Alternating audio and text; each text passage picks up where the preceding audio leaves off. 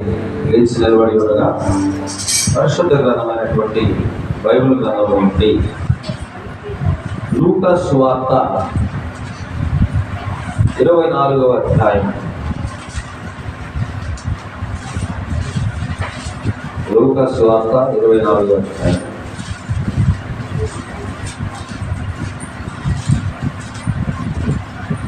ఒకటి నుంచి క్షమించండి 5-6 వచనాలు రాశారు. లూకా సువార్త 24. వారు భయపడి ముఖములను నేల మోపి ఉండగా మీరు సజీవుడైన వారిని మీరెందుకు మృతులలో వెతుకుచున్నారు?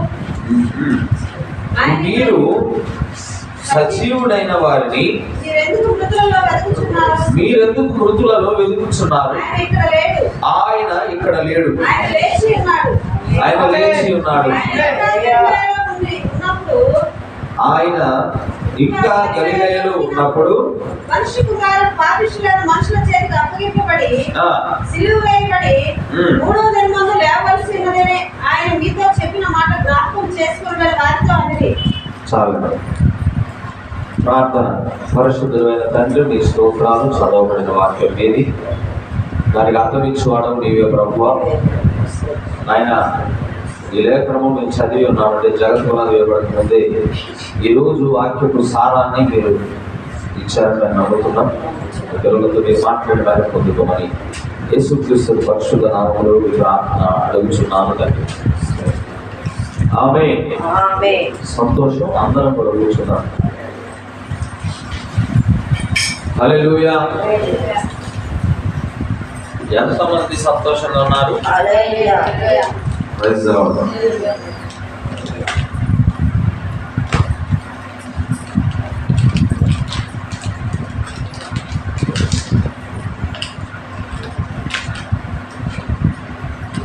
చదువుకున్నటువంటి లేఖన భాగంలో నుండి ఈరోజున అంశముగా ఆయన ఇక్కడ లేడు, ఆయన లేచి ఉన్నాడు. He is not here, for he is risen. Lord. ఈరోజు మన క్రైస్తవ పండుగలలోనే పెద్ద పండుగ ఏంటంటే ఈస్టర్. హల్లెలూయా. చాలా ప్రాముఖ్యమైనది ఈస్టర్ పండుగ. పెద్ద పండుగ ఇది. దీన్ని మనం ఏమంటారంటే కమర్షియల్ ఫెస్టివల్ లాగా దీన్ని ఆచరించకూడదు. అంటే పండుగలు అనగానే స్వీట్ షాపులు, బట్టల దుకాణాలు ఇవి ఫుల్ అయిపోతూ ఉంటాయి. కానీ అది కాదు మనం చేయవలసింది. ప్రవక్త అంటాడు, దాన్ని మనం జ్ఞాపకం చేసుకోవాలి. యేసు ప్రభు వారు పుట్టుక ఎంత ప్రాముఖ్యమైనదో అంతే ఇదిగా ఈస్టర్ కూడా చాలా ప్రాముఖ్యమైంది. ఎందుకంటే మానవాళి చరిత్రలో ఆదాము మొదలుకొని ఇప్పటి వరకు కూడా గొప్ప గొప్ప మేధావులు, గొప్ప గొప్ప దైవజనులు, ప్రవక్తలు అనబడిన వారు, దేవుళ్ళుగా జనుల చేత పిలవబడిన వారు ఈ భూమి మీద లక్షల్లో బ్రతికి ఉన్నారు. వారు జీవించారు, వారు మరణించారు కూడా. కానీ మానవ చరిత్రలో ఒక మనిషి పుట్టి సాధారణమైనటువంటి జీవితాన్ని జీవించి పాతి పెట్టబడి తిరిగి లేచిన వాడిని ఒకటి చూపించండి. మీరు ఎవరినైనా తీసుకోండి, ఏ మత గ్రంథాల్లో అయినా తీసుకోండి, దేవుళ్ళు అని పిలువబడుతున్న వారిలో ఎవరినైనా తీసుకోండి. మీరు ఈ మనిషి చనిపోయి పాతి పెట్టబడి తిరిగి లేచాడు అనే ఒక వ్యక్తిని పట్టుకురండి చూద్దాం. ఇవాళ ప్రపంచంలో సమాధులను కూడా కొలిచేవారు లేకపోలేదు. Praise the lord. సమాధులు తెరిచి చూస్తే చనిపోయినటువంటి ఆ మహనీయుడి యొక్క ఎముకలు ఉంటాయి అక్కడ. మానవాళి చరిత్రలో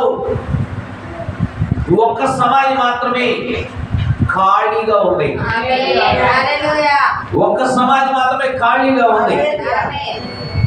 అది ఇప్పుడు ప్రజలందరికీ సాక్షాత్తముగా దాన్ని తెరిచి ఉంచుతున్నారు. తీసుకోవడం లాభం లేదండి. అది ఎవరి సమాధి అంటే ప్రభు అయినటువంటి యేసు క్రీస్తు వారి సమాధి. ఆ సమాధిని ఇప్పుడు తెరిచి ఉంచుతున్నారు. అది ఇప్పుడు ప్రపంచ వారసత్వ సంపద నేషనల్ హెరిటేజ్ లో వరల్డ్ హెరిటేజ్ సెంటర్ గా చేశారు దాన్ని. హల్లెలూయా. దాన్ని భద్రపరుస్తున్నారు. అందరూ కూడా దాన్ని చూడడానికి దాన్ని తెరిచి పెట్టారు. ఎందుకంటే అక్కడ ఆయన లేడు, ఖాళీగా ఉంది సమాధి. గుర్తుపెట్టుకోండి, తనకు తానుగా సహాయం చేసుకోలేని వాడు ఇతరులకు చేయలేడు. హల్లెలూయా. కానీ యేసు ప్రభు అలా కాదు. తాను లేచాడు, తనతో కూడా మరణించిన వారిని లేపి తీసుకొచ్చాడు అతనితో పాటు. ఆయన ఎంత సమర్థుడంటే ఆయన మట్టుకు లేవడం కాదు, ఆయన లేచాడు, ఆయనతో పాటుగా ఉన్నటువంటి వారిని కూడా వెంట పెట్టుకొని వచ్చాడు. ఇవాళ ఈస్టర్ పునరుత్థాన దినం. Praise the lord. మరణము కూడా ఓడిపోయినటువంటి దినం ఏదంటే ఈస్టరే. Praise the lord. మరణానికి చూసి భయపడ్డారు ప్రవక్తలు కూడా. మరణం వస్తుందని ప్రవక్తలు కూడా భయపడ్డారు. కానీ ఎప్పుడైతే యేసు ప్రభు వారు మరణించారో, తెలుగులో ఒక శాస్త్రం ఉంది, ముళ్ళుని ముళ్ళుతోనే తీయాలి అని. మరణం వచ్చి నిలబడింది. ఈయన మరణించడం ద్వారా ఆ మరణానికి ఓటం వచ్చింది. మరణముతోనే మరణాన్ని జయించిన వాడు యేసుక్రీస్తు వారు. మరణము ద్వారా మనందరికీ జీవం ఇచ్చాడు ఆయన. మరణము ద్వారా మనందరికీ కూడా జీవమునిచ్చాడు మన ప్రభు అయినటువంటి యేసుక్రీస్తు వారు. ఈ రోజు నా అంశంలో చెప్పాను, ఆయన ఇక్కడ లేడు, ఆయన లేచి ఉన్నాడు. నేను ఏదో సిద్ధపరచుకున్నా, మీరందరూ కూడా కొద్దిగా శ్రద్ధగా వింటే కొన్ని చక్కని విషయాలు నేను మీ ముందు ఉంచాలని నిన్న రాత్రి ఆలోచన వచ్చింది. ఆలోచన మీ ముందు పెడదామని అనిపించింది. ఆలోచన ప్రకారంగా నేను ఏదో దేవుడు ఇచ్చినటువంటి ఆలోచనలను నేను ఇక్కడ పెట్టుకొని వచ్చాను. Praise the lord. అది ఆదివారం సమయం. ఈ రోజు లాగానే ఒక ఆదివారం, అది విశ్రాంతి దినం తర్వాత రోజు. అది శుక్రవారం మరణించాడు ఆయన ప్రభు అయినటువంటి యేసుక్రీస్తు వారు. ఆయన ఒంటికి సుగంధ ద్రవ్యాలు రాసి సన్నపు నార వస్త్రాలలో చుట్టి ధనవంతుడి సమాధిలో ఆయన పెట్టారు. ఆయన శవమును దొంగిలించి ఆయన శవాన్ని దాచిపెట్టి, మా యజమానుడు లేడు, మా యజమానుడిని దేవుడు ఎత్తుకెళ్ళాడు అని వాళ్ళ శిష్యులు దొంగ నాటకాలు ఆడతారేమో, ఆ సమాధికి కాపలా పెట్టండి అని చెప్పారు యాజకుడు. అందుకనే యేసు ప్రభు వారి సమాధికి బయట ఒక పెద్ద రాయిని పెట్టారు అడ్డుగా. ఆ సమాధిలోకి వెళ్ళడానికి వీలు లేకుండా సమాధికి కాపలాగా రోమా సైనికులను పెట్టారు. ఆ సమాధికి రోమా ముద్ర కూడా వేశారు. అంటే ఆ సమాధిని తెరవాలంటే అధికారులు మాత్రమే వచ్చి తెరవాలి. ఎంత బందోబస్తు, ఎంత సెక్యూరిటీ పెట్టారో. చనిపోయినటువంటి దేహాన్ని దొంగలించి నా యజమానుడు లేచాడని చెప్పుకుంటారయ్యా వాళ్ళు. అందుకనే కాపలా పెట్టండి అంటే కాపలా ఉన్నారు.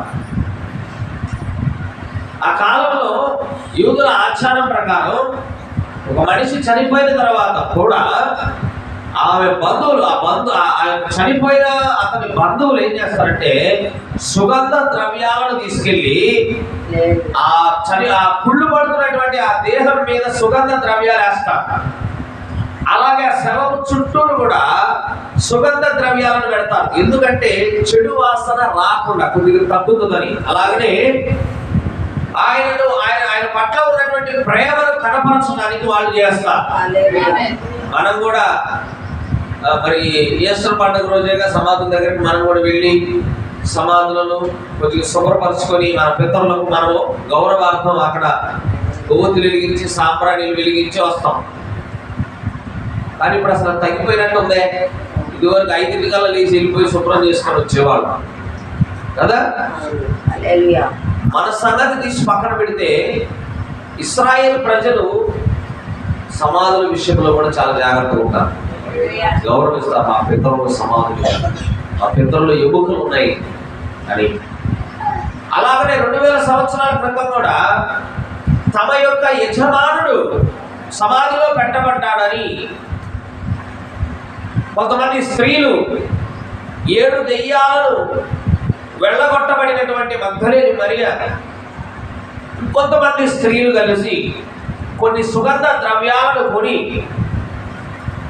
తమ యజమానుడి సమాధి దగ్గరకు వెళ్ళి ఆ యజమానుడి సమాధి ఆ శరీరం మీద, ఆ దేహం మీద సుగంధ ద్రవ్యాలను పూసి ఆ దేహము చుట్టూ, అంటే మరణకరమైనటువంటి ఆ శవము చుట్టూరు కూడా సుగంధ ద్రవ్యాలను పెట్టాలని నిర్ణయించుకొని సుగంధ ద్రవ్యాలను కొనుక్కొని వెళ్తా ఉన్నారు. ఇక్కడే నాకు సందేహం వచ్చింది. సుగంధ ద్రవ్యాలను తీసుకెళ్లి ఆ దేహం మీద పెట్టాలంటే ముందు అసలు ఆ బండ తొలగించాలిగా. ఆ బండకు రాజముద్ర వేస్తుందిగా. ఎట్లా సాధ్యం? వీళ్ళు అసలు ఎట్ట కొనుక్కొని పోతున్నారు అనిపించింది. బైబిల్ అనేది నువ్వు ఎన్నిసార్లు చదువు, ఎన్నిసార్లైనా చదువు, ఒక అధ్యాయం 20 సార్లు చదువు, మళ్ళీ 21 సార్లు చదువు, ఒక్క కొత్త పదం రాకపోతుందని వచ్చి నాకు వచ్చిన ఆలోచనే వాళ్ళకు కూడా వచ్చింది. అరే బండ ఉంది కదా. మార్కు సువార్త 16వ అధ్యాయంలో నాకు వచ్చిన ఈ ఆలోచన వాళ్ళకు కూడా వచ్చింది.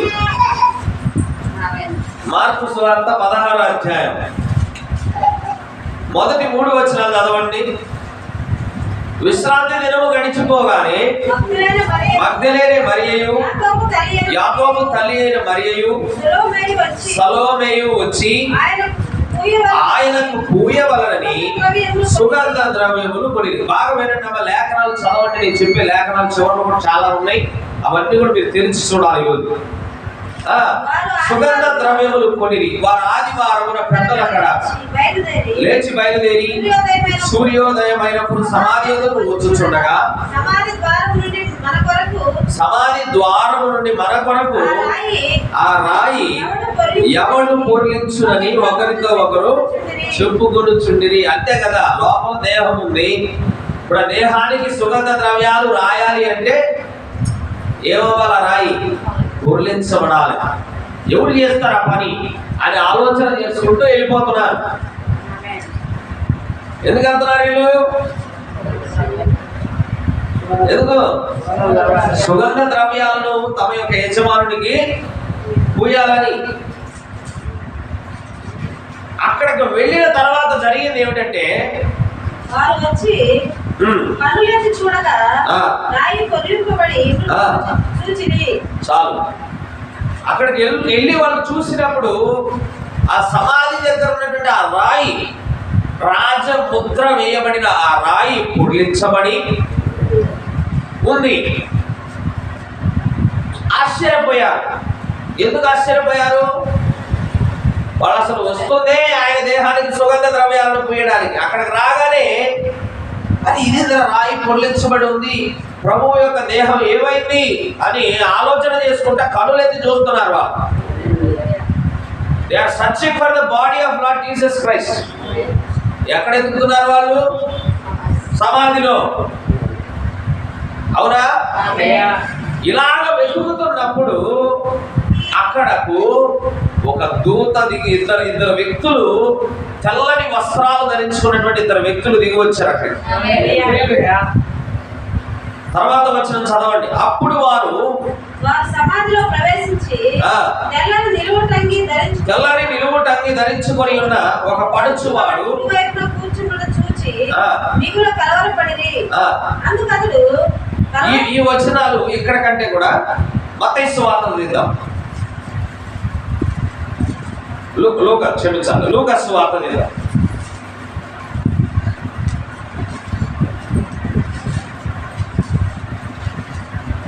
24వ అధ్యాయం.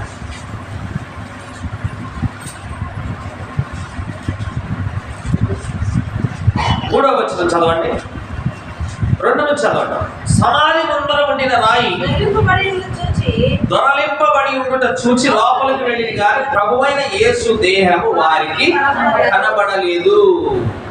వాళ్ళు వచ్చిన పర్పస్, వాళ్ళ ఉద్దేశం ఏంటి? ప్రభువు యొక్క దేహము దొరికితే దాని మీద సుగంధ ద్రవ్యాలు ఇచ్చి ఆయన్ని గౌరవించుకొని అలా వెళ్ళిపోదాం అనుకుంటారు. అక్కడికి వచ్చి చూస్తే, ఎక్కడికి వచ్చి చూస్తే, సమాధుల్లోకి వచ్చి చూస్తే ఆయన అక్కడ లేడు. ఇందులో గురించి వారికి ఏమేమో దాచుకుంటే ఆలోచించుకుంటున్నారు. ఇదేంద్రా, ఏం అర్థం కాదా? ఇదేంద్రా, ప్రభు యొక్క దేహం ఇంతదేమో అనుకుని వచ్చాం కదా, వస్తే లేదేంటి, ఏం అర్థం కావాలి. అప్పుడు చూడేది ప్రకాశమానమైన వస్త్రములు ధరించిన ఇద్దరు మనుషులు వారి యుద్ధ నిలవబడిరి. మెరిసిపోతున్నటువంటి వస్త్రాలు, తెల్లగా మెరిసిపోతున్న తలతల్లాడుతున్న వస్త్రాలుగా ధరించినటువంటి వాళ్ళు వాళ్ళని నడకబాకండి చూసావా, అక్కడికి వెళ్ళి తలతల్లాడుతున్నాయని చెబుతున్నావు, మనకదికి వచ్చిన కూడా ఎక్కడ మాట వాడదాం. ప్రకాశమానమైనటువంటి వస్త్రాలు ధరించిన ఇద్దరు మనుషులు ఆ ముందు నిలబడ్డారు. వారు భయపడి ముఖములను నేల మోపి ఉండగా చూడలేకపోయారు. వాళ్ళు ఎందుకు నేల మోపుతారు? ఎవరైనా ఒక పెద్ద వెలుగు కనిపించినప్పుడు మనం తలదించుకుంటాం, అవునా? అలాగనే ఆ వెలుగు కనిపించినప్పుడు వాళ్ళు ఏం చేశారంటే తలలు కిందకు దించారు. అప్పుడు వాళ్ళు అంటున్నారు, చూడండి, ఒక ప్రశ్న అడుగుతున్నారు వాళ్ళు ఇక్కడ ఇలా అలాగనే. ఇప్పుడు ఆ దూతల్లో ఒక అతను ఆ సుగంధ ద్రవ్యాలు రాయడానికి వచ్చినటువంటి వాళ్ళను ఒక ప్రశ్న అడుగుతున్నాడు. ఆయన ఒక ప్రశ్నలోనే 3 విషయాలు చెప్పారు వాళ్ళు. సజీవుడైన వాడిని మీరెందుకు మృతులలో వెతుకుతున్నారు? ఆయన మాట్లాడిన ఒక వాక్యంలోనే 3 భాగాలు ఉన్నాయి. మీరెందుకు సజీవుడైన వారిని మీరెందుకు మృతులలో వెతుకుతున్నాడు? ఒకటి, ఆయన ఇక్కడ లేడు, ఆయన లేచి ఉన్నాడు. ఈ 3 ముక్కలు చెప్పాడు వాళ్ళు. ఆయన ఆ దూత సుగంధ ద్రవ్యాలతోటి ఆయన గౌరవించడానికి వచ్చినటువంటి ఆ స్త్రీలతోటి 3 ముక్కలు చెప్పాడు ఆయన. ఆ దూత సజీవుడైన వారిని మృతులలో మీరెందుకు వెతుకుచున్నారు? ఇది ఎలా ఉందంటే, కూరగాయల కొట్టుకెళ్ళిన నువ్వు టమాటాలు తీసుకోవచ్చు, క్యారెట్లు తీసుకోవచ్చు, ఇంకొకటి తీసుకోవచ్చు, కానీ నువ్వు సెల్ ఫోన్ కొంటానికి వెళ్ళకూడదు అక్కడికి. అలాగనే సెల్ ఫోన్ షాపుకి వెళ్ళి కూరగాయలు ఉన్నాయని అడగకూడదు, తప్పది. మీకు అర్థం కావడం కోసం చెప్పాను. ఆయన అడుగుతున్న ప్రశ్న చూడండి ఎంత బాగుందో. సజీవుడైన వారిని మీరెందుకు మృతులలో వెతుకుచున్నారు? నిజమే కదా ఆయన అన్నమాట. సమాధుల స్థలం అని. అక్కడ ఏముంటాయి? సమాధులు ఉంటాయి, కుళ్ళిపోయినటువంటి శవములు ఉంటాయి, అవునా, ఎముకలు ఉంటాయి, కుళ్ళుడు ఉంటుంది అక్కడ. మరి అలాంటి స్థలాల్లోకి పోయి నువ్వు యేసు వెతుకుతున్నావు అక్కడ. ప్రైజ్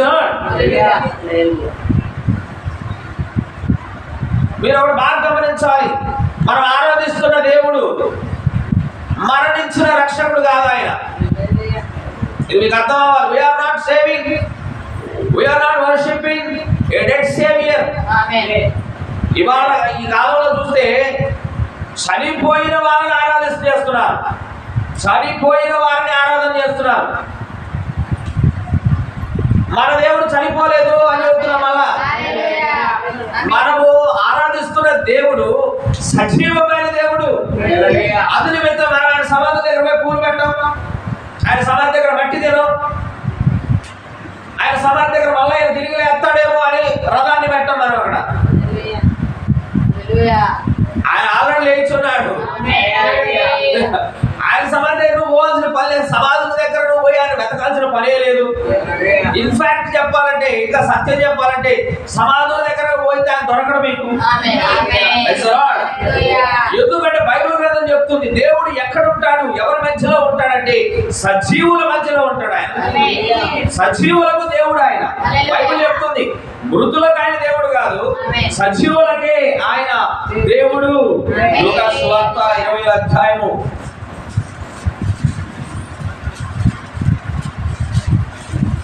38వ వచనం. అబ్రహాము దేవుడనియు ఇస్సాకు దేవుడనియు యాకోబు దేవుడనియు చెప్పుచు మృతులు లేచురని మోషే సూచించాను. ఆయన సజీవులకే దేవుడు కానీ మృతులకు దేవుడు కాదు. ఇప్పుడు ఆయన ఎవరికండి దేవుడు? సజీవులకు. ఇప్పుడు దీన్ని ఎలా తీసుకోవడం? ఇది స్పిరిచువల్ గా మనం తీసుకోవాలి. బ్రతుకుతున్న దానికి, బ్రతుకు లేని దానికి, ఉన్నదానికి లేని దానికి అన్నిటికీ దేవుడు ఆయనే. మరి ఇక్కడ కాంటెక్స్ట్ ప్రకారం ఏంటి దీని అర్థం? సజీవులు అంటే ఆత్మ సంబంధంగా దేవుణ్ణి ఎరిగి, దేవుడి లక్షణాలు కలిగి, దేవుడి చిత్తానుసారముగా నడిచేటువంటి వారు సజీవులు. దేవుణ్ణి ఎరగకుండా, దేవుడి చిత్తాన్ని నెరవేర్చకుండా, ఇష్టానుసారమైనటువంటి జీవితాన్ని జీవిస్తూ, బలాదూరుగా తిరుగుతూ, తమకు నచ్చిన బాటను ఏర్పాటు చేసుకొని ఆ బాటలో నడిచేటువంటి వాళ్ళు మృతులు అని బైబిల్ చెబుతుంది. ఇప్పుడు ఈయన ఎవరికి దేవుడు? బలాదూరు తిరిగేవాడి దగ్గరికి వెళ్తే యేసు ప్రభువుని నమ్ముకుంటే చాలే పోవాయి అంటాడు. ఆయన్ని ఎందుకు ఆరాధించాలి, వేరే వాడిని ఆరాధిస్తా అంటాడు. కానీ సజీవుల దగ్గరికి వెళ్తే, పరిశుద్ధంగా జీవించేటువంటి వాళ్ళ దగ్గరికి వెళ్తే, దేవుడు చెప్పిన మాటల ప్రకారంగా జీవించే వాళ్ళ దగ్గరికి వెళ్తే వాళ్ళని అడుగు చెబుతారు, నీ దేవుడు ఎవరంటే నా దేవుడు యేసుక్రీస్తు అని చెబుతారు. ధైర్యంగా చెబుతారు వాళ్ళు. నా కోసం మరణించాడు ఆయన, నా కోసం తిరిగి లేచాడు. అటువలే ఆయన ఊరకొనలేదు, నన్ను కూడా లేపుతాడు. ఆయన అసలు నన్ను కూడా లేపాడు. ఆయన లేచిన, ఆయన మరణించిన దినాన మరణించిన నువ్వు, ఆయన పునరుత్థాన దినంలో ఆయనతో కూడా నువ్వు లేపబడ్డావు. లేపబడ్డావా? మన దేహాలు లేచినాయా? ఆయనతో చచ్చిపోయాం కదా, మరి ఆయనతో కూడా సిలువ వేయబడ్డామని ఉంది బైబిల్లో. ఆయనతో కూడా సిలువ వేయబడితే మరి ఆయనతో కూడా ఏమై ఉండాలి? లేచి ఉండాలి. ఆయనతో కూడా ఉన్నాం. Praise the lord. కనుక ఆయన ఎవరికి దేవుడు? ఇప్పుడు సజీవులకు దేవుడు. కానీ వీళ్ళు ఈ స్త్రీలు ఎక్కడికి వెళ్ళి వెతుకుతున్నారు? మృతులలో వెతుకుతున్నారు. మృతులలో వెతుకుతున్నారు. ఇవాళ కూడా మన దేవుడిని మనం కనుక్కోవాలంటే సజీవులలో వెతకాలి. ఏడబడితే ఆడ కాదు, ఎవరి దగ్గర పడితే వాళ్ళ దగ్గర పోయి వెతకటం కాదు. మృతులలో ఆయన కనిపించడు. మృతులలో ఆయన లక్షణాలు కనిపించవు. మీరు వింటున్నారా? అందరూ సజీవులేనా? అందరూ సజీవులేనా? మరి అందరిలో ఎందుకు వేసి వెతుకుతున్నావు? కొంతమంది వాడు క్రైస్తవుడు ఏంటాడు చేయడం కరెక్ట్ కాదు. ఇక వాడిని వేసుకొచ్చి క్రైస్తవత్వాన్ని అంతా అంటగడతారు. ఒకతను ఎవరో పిచ్చి చేష్టాలు చేస్తూ, ఉప్పు అంటూ, అదంటూ, ఇదంటూ, కాలుతో ఎగిరిదంటూ ఇట్లా మ్యాజిక్లు చేస్తాను, ఎక్కుతాడు వీడియోకి. ఇక ఆ వీడియో పట్టుకోవచ్చు క్రైస్తవులంతా ఇంకా బుర్ర చదువుతారు. నువ్వు అట్లాంటి చోట ఎక్కకూడదు యేసుని. నీకు అర్థమైంది అనుకుంటున్నాను. నువ్వు సజీవులలో వచ్చి ఎందుకు? ఆయన కోసం చనిపోయే వాళ్ళు కూడా ఉన్నారు, ఆయన కోసమే జీవించే వాళ్ళు ఉన్నారు. యవన కాలాన్ని కూడా దురాశల చొప్పున నడిపించుకోనగా, లోక సంబంధమైనటువంటి కార్యాలకు వారి యొక్క యవనాన్ని ఇవ్వకుండా, వారి యొక్క యవనాన్ని దేవుడి కోసము దాచిపెట్టుకున్నటువంటి వాళ్ళు చాలా మంది ఉన్నారు. వాళ్ళ దగ్గరకు వచ్చి అడగాలి. మెజిషియన్స్ దగ్గరకు పోయి యేసుని అడిగితే ఏం దొరుకుతాడు? ఆయన అక్కడ నా దూత అదే చెప్పాడు, సజీవులలో ఎతకాలి నువ్వు. ఎవరి దగ్గర పోయింది వాళ్ళ దగ్గరికి కాదు. కొంతమంది ఇలా చెప్పొచ్చు, నేను బతికే ఉన్నాగా. బైబిల్ కూడా చెప్తుంది అలాంటి వాళ్ళ గురించే. ప్రకటన గ్రంథం 3వ అధ్యాయం 1వ వచనం.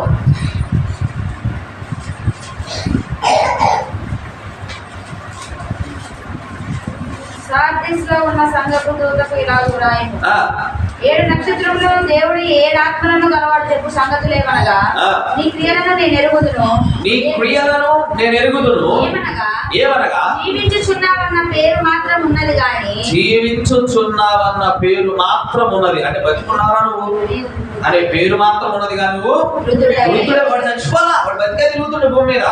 కానీ దేవుడు ఏమంటున్నాడు, నీ కార్యాలను బట్టి నేను చెప్తున్నా, నీ కార్యాలు నేను చూశాను. I have observed your acts, your deeds on this earth. ఈ భూమి మీద నీ కార్యాలను, నీ క్రియలను నేను చూశా. కాబట్టి చెప్తున్నా, జీవించుచున్నావనే పేరు ఉంది నీకంతే. కానీ నువ్వు ఎలాంటి వాడవు, వృద్ధుడు. మరి ఇలాంటి వాడికి దేవుడు అవుతున్నాయన ఆయన ఉంటాడా? అందు నిమిత్తమే భక్తిహీనుల దగ్గర నువ్వు యేసుని వెతకకూడదు. ఎక్కడ వెతకాలి? సజీవులలో వెతకాలి. సజీవులలో ఆయన కనుగొనబడతాడు. Praise the lord. సజీవుల దగ్గరికి వెళ్తే నువ్వు ఆయన చూస్తావు. Praise the lord. హల్లెలూయా.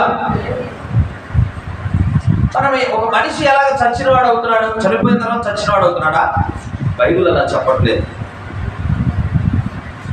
బైబిల్లో చనిపోయిన వారిని మృతులు అంటున్నారు.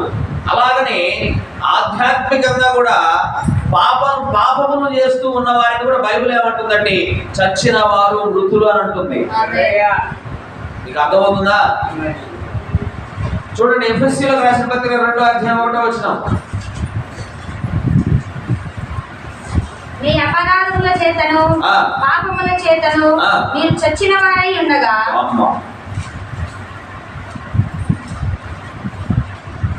ఒక మనిషి భౌతికంగా ఈ శరీరాన్ని విడిచిపెట్టినప్పుడు మనం చనిపోవడం అనుకుంటున్నాం. కానీ దేవుడు అంటున్నాడు, నువ్వు భూమి మీద బ్రతికున్నా కూడా నువ్వు చచ్చిన వాడు అవుతున్నావు. ఎలాగా? నువ్వు చేసే అపరాధములు, నువ్వు చేసే పాపములు నేను ఎలా చేస్తున్నాయి? చచ్చిన వాడిని చేస్తున్నాయి.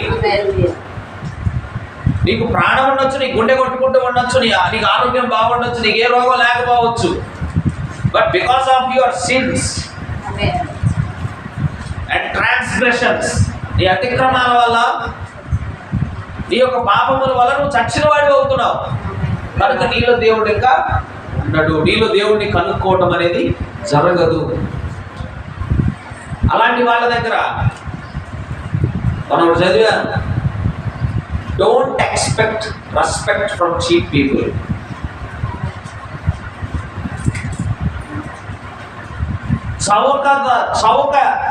చౌకబారు ప్రజల దగ్గర మర్యాదను ఆశించొద్దు. ఒక మనిషికి మర్యాద ఇవ్వాలని తెలిసేవాడు ఈజ్ ఎ జెంటిల్మెన్. తోటి వాటిని గౌరవించాలి అనేటువంటి ఆలోచన కలిగిన వాడు ఎవడు? Is a gentleman. So don't expect respect from cheap people. చౌకబారు ప్రజల దగ్గర మర్యాదను ఆశించకూడదు. వీళ్ళు వాళ్ళు ఇచ్చేవాళ్ళు ఉన్నారు, మర్యాద ఇచ్చేవాళ్ళు ఉన్నారు, వాళ్ళ దగ్గర మర్యాద దొరుకుతుంది, వాళ్ళు ఇస్తారు. అలాగనే దైవిక సంబంధమైనటువంటి ప్రజల దగ్గరికి వెళితే నీకు దైవికమైనటువంటి విషయాలు తెలుస్తాయి. దైవికంగా జీవించేటువంటి వారి దగ్గరికి వెళ్తే నువ్వు యేసు ప్రభువును చూడగలుగుతావు. ఒక లోక సంబంధి దగ్గరికి వెళ్తే లోక సంబంధమైనటువంటి విషయాలను జరిగిస్తూ తిరిగే వాళ్ళ దగ్గరికి వెళ్తే ఆ విషయాలు నీకు దొరుకుతాయండి. ఆయన సజీవమైనటువంటి దేవుడు, సజీవులలో జీవిస్తున్నాడు ఆయన. హల్లెలూయా. కనుక ఎక్కడ ఎత్తగాలి ఆయన్ని? సజీవుల మధ్యలో వెతుకు, దొరుకుతా. సజీవుల మధ్యలో ఉన్నాడు ఆయన. సజీవుల మధ్యలో ఆయన కార్యాలు చేస్తున్నాడు ఆయన. లోక సంబంధంగా ఇష్టానుసారమైనటువంటి జీవితాన్ని జీవిస్తూ, తప్పులు చేస్తూ, అతిక్రమాలు చేస్తూ, మేమేమి చేసినా భూలోకంలో చెల్లుతుంది అనేటువంటి జీవితాలు జీవిస్తున్న వాళ్ళ దగ్గర దేవుడు ఉన్నాడు. నేను చెప్తున్నానా? బైబిలే చెప్తుంది, చూసా కదా. మృతులకు ఆయన దేవుడు కాదు, సజీవులకు దేవుడు ఆయన. మృతులు అంటే ఏంటో కూడా చూపించాం మనం. అతిక్రమంలో పాపం చేసిన వాళ్ళు చచ్చిన వారు, మరి వాళ్ళ దగ్గర దేవుడు ఎదిగితే ఎట్లా దొరుకుతాడు ఆయన? నువ్వు యేసుని కనుగోవాలంటే ఎక్కడ? వాళ్ళు అడిగారు ప్రశ్న, దూత అడిగింది ప్రశ్న, అడిగాడు దూత, సజీవుడిని మృతులు ఎందుకు ఎదుగుతున్నారమ్మ మీరు? ఇంకా వాళ్ళు ముందుకు వచ్చి ఏమన్నారంటే హీ ఈజ్ నాట్ హియర్, ఆయన ఇక్కడ లేడు అన్నారు. ఆయన ఇక్కడ లేడు అంటే ఇక్కడ అనే స్థలం, ఇక్కడ అనేటువంటి బ్లాంక్ ఏంటది? ఇక్కడ ఈ స్థలములో ఆయన లేడు అన్నారు. ఏమిటి ఆ స్థలం? అది సమాధుల తోట కదా, గ్రేవ్ యార్డ్ అది. మరి గ్రేవ్ యార్డ్ లో ఉంటాడు ఆయన? మరి గ్రేవ్ యార్డ్ లో లేకపోతే ఆయన ఎక్కడ ఉన్నాడు? ఆయన మనం ఎక్కడ కనుగొనవచ్చు? మరి అక్కడికి వెళ్ళాలి. ఇవాళ కూడా నేను పరిపూర్ణంగా క్రైస్తవుడు అవుదాము, క్రైస్తవుడిగా నేను మారాలి, పరలోక రాజ్యం నాకు కావాలి అనుకునే వాళ్ళు సమాధుల దగ్గరికి వెళ్ళకూడదు. నేను క్రీస్తుని చూడాలనుకుంటున్నాను, క్రీస్తుతో కూడా నేను ఉండాలనుకుంటున్నాను, క్రీస్తుకు సంబంధించిన మాటలను నేను వినాలనుకుంటున్నాను, క్రీస్తుకు సంబంధించిన అద్భుతాలు బైబిల్లో ఉన్నాయి కదా, ఆ అద్భుతాలను నా జీవితంలో కూడా నేను జరిగించుకోవాలని అనుకుంటున్నాను అనే వాళ్ళు సమాధుల్లోకి వెళ్ళకూడదు. యేసు ఎక్కడ ఉన్నాడో అక్కడికి వెళ్ళాలి. యేసుని నువ్వు శ్మశానాల్లో వెతికితే దొరకడు ఆయన, శవముల మధ్య వెతికితే దొరకడు ఆయన, చనిపోయిన వారి మధ్యకి వెళ్తే దొరకడు ఆయన. సజీవుల దగ్గరికి రా, సజీవుల దగ్గరకు వస్తే నీకు ఆయన కనిపిస్తాడు. ప్రవక్త గ్రేవ్ యార్డ్ ఏమిటో చెప్పాడు. సమాధుల తోటలు ఇప్పుడు భూమి మీద ఎక్కడ ఉన్నాయో చెప్పాడు. స్పిరిచువల్ గానే ఉంటుంది బైబిల్, ఎప్పుడు కూడా గుర్తుపెట్టుకోండి. Praise the lord. యూదా గోత్రపు సింహము అంటే యేసు ప్రభు అని అర్థం. మనోళ్ళు దాన్ని కంప్యూటర్ గ్రాఫిక్స్ లో సింహాన్ని పెడతారు అక్కడ. అర్థమవుతుంది మీకు? ఘట సర్పము అంటే మనోళ్ళు నిజంగా ఒక డ్రాగన్ పెడతారు. చైనా దేశంలో డ్రాగన్ పెడతారు. ఘట సర్పం అంటే నిజంగా ఘట సర్పం అని కాదు, సాతానుడు. ఒక క్రూర మృగం ఉంది, అది భూమిలో నుంచి వస్తుంది అంటే అది నిజంగా ఒక భూమిలో నుంచి వచ్చి క్రూర మృగం గ్రాఫిక్స్ పెట్టి డిజైన్ చేస్తాం మనోళ్ళు.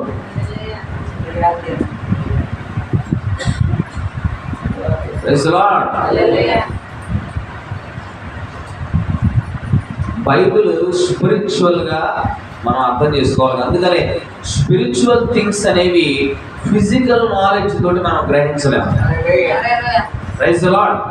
స్పిరిచువల్ థింగ్స్ అనేవి స్పిరిట్ ద్వారానే అర్థమవుతాయి. అంటే నీకు ఒక సంగతి బయలుపడాలంటే పరిశుద్ధాత్ముడి కృప నీ మీద ఉంటే నీకు అర్థమవుతుంది. అది యేసుక్రీస్తే దేవుడు అని ఎంతమందికి తెలుసండి? ఈ సొంత జ్ఞానం కాదది, దేవుడి కృప దాన్ని మీరు గ్రహించేలాగా చేసింది. ఇప్పుడు గ్రేవ్ యార్డ్స్ ఇక్కడ లేడు అన్నారు. ఇక్కడ అంటే ఆ స్థలము ఏమిటి? ఆ స్థలం అంటే శ్మశానం, సమాధుల తోట. మరి ఇప్పుడు కూడా ఈ కాల పరిస్థితులకు మనం అదే సన్నివేశాన్ని అన్వయించుకుంటే ఇవాళ కూడా యేసుని వెతికే వాళ్ళు ఉన్నారు. ఎందుకు లేరు? సంఘాల నుంచి సంఘానికి, సంఘం నుంచి సంఘానికి, అక్కడి నుంచి అక్కడికి, అక్కడి నుంచి అక్కడికి. ఈ సంఘంలో వాక్యం దొరకట్లేదు బాబు అని ఇంకో సంఘానికి వెళ్ళి అక్కడ మళ్ళీ కొంతకాలం మళ్ళీ అక్కడి నుంచి లేచి అట్లా ప్రయత్నించే వాళ్ళు ఎంతమంది లేరు?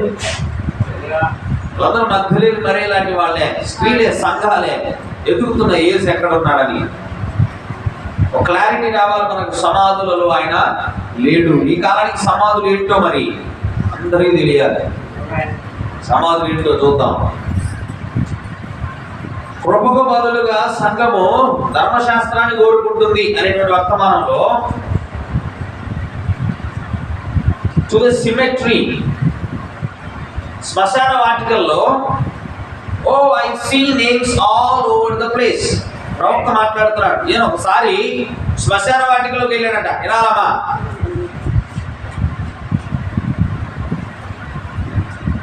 బ్రహ్మం గారు ఒకసారి శ్మశాన వాటికలోకి వెళ్ళాడట.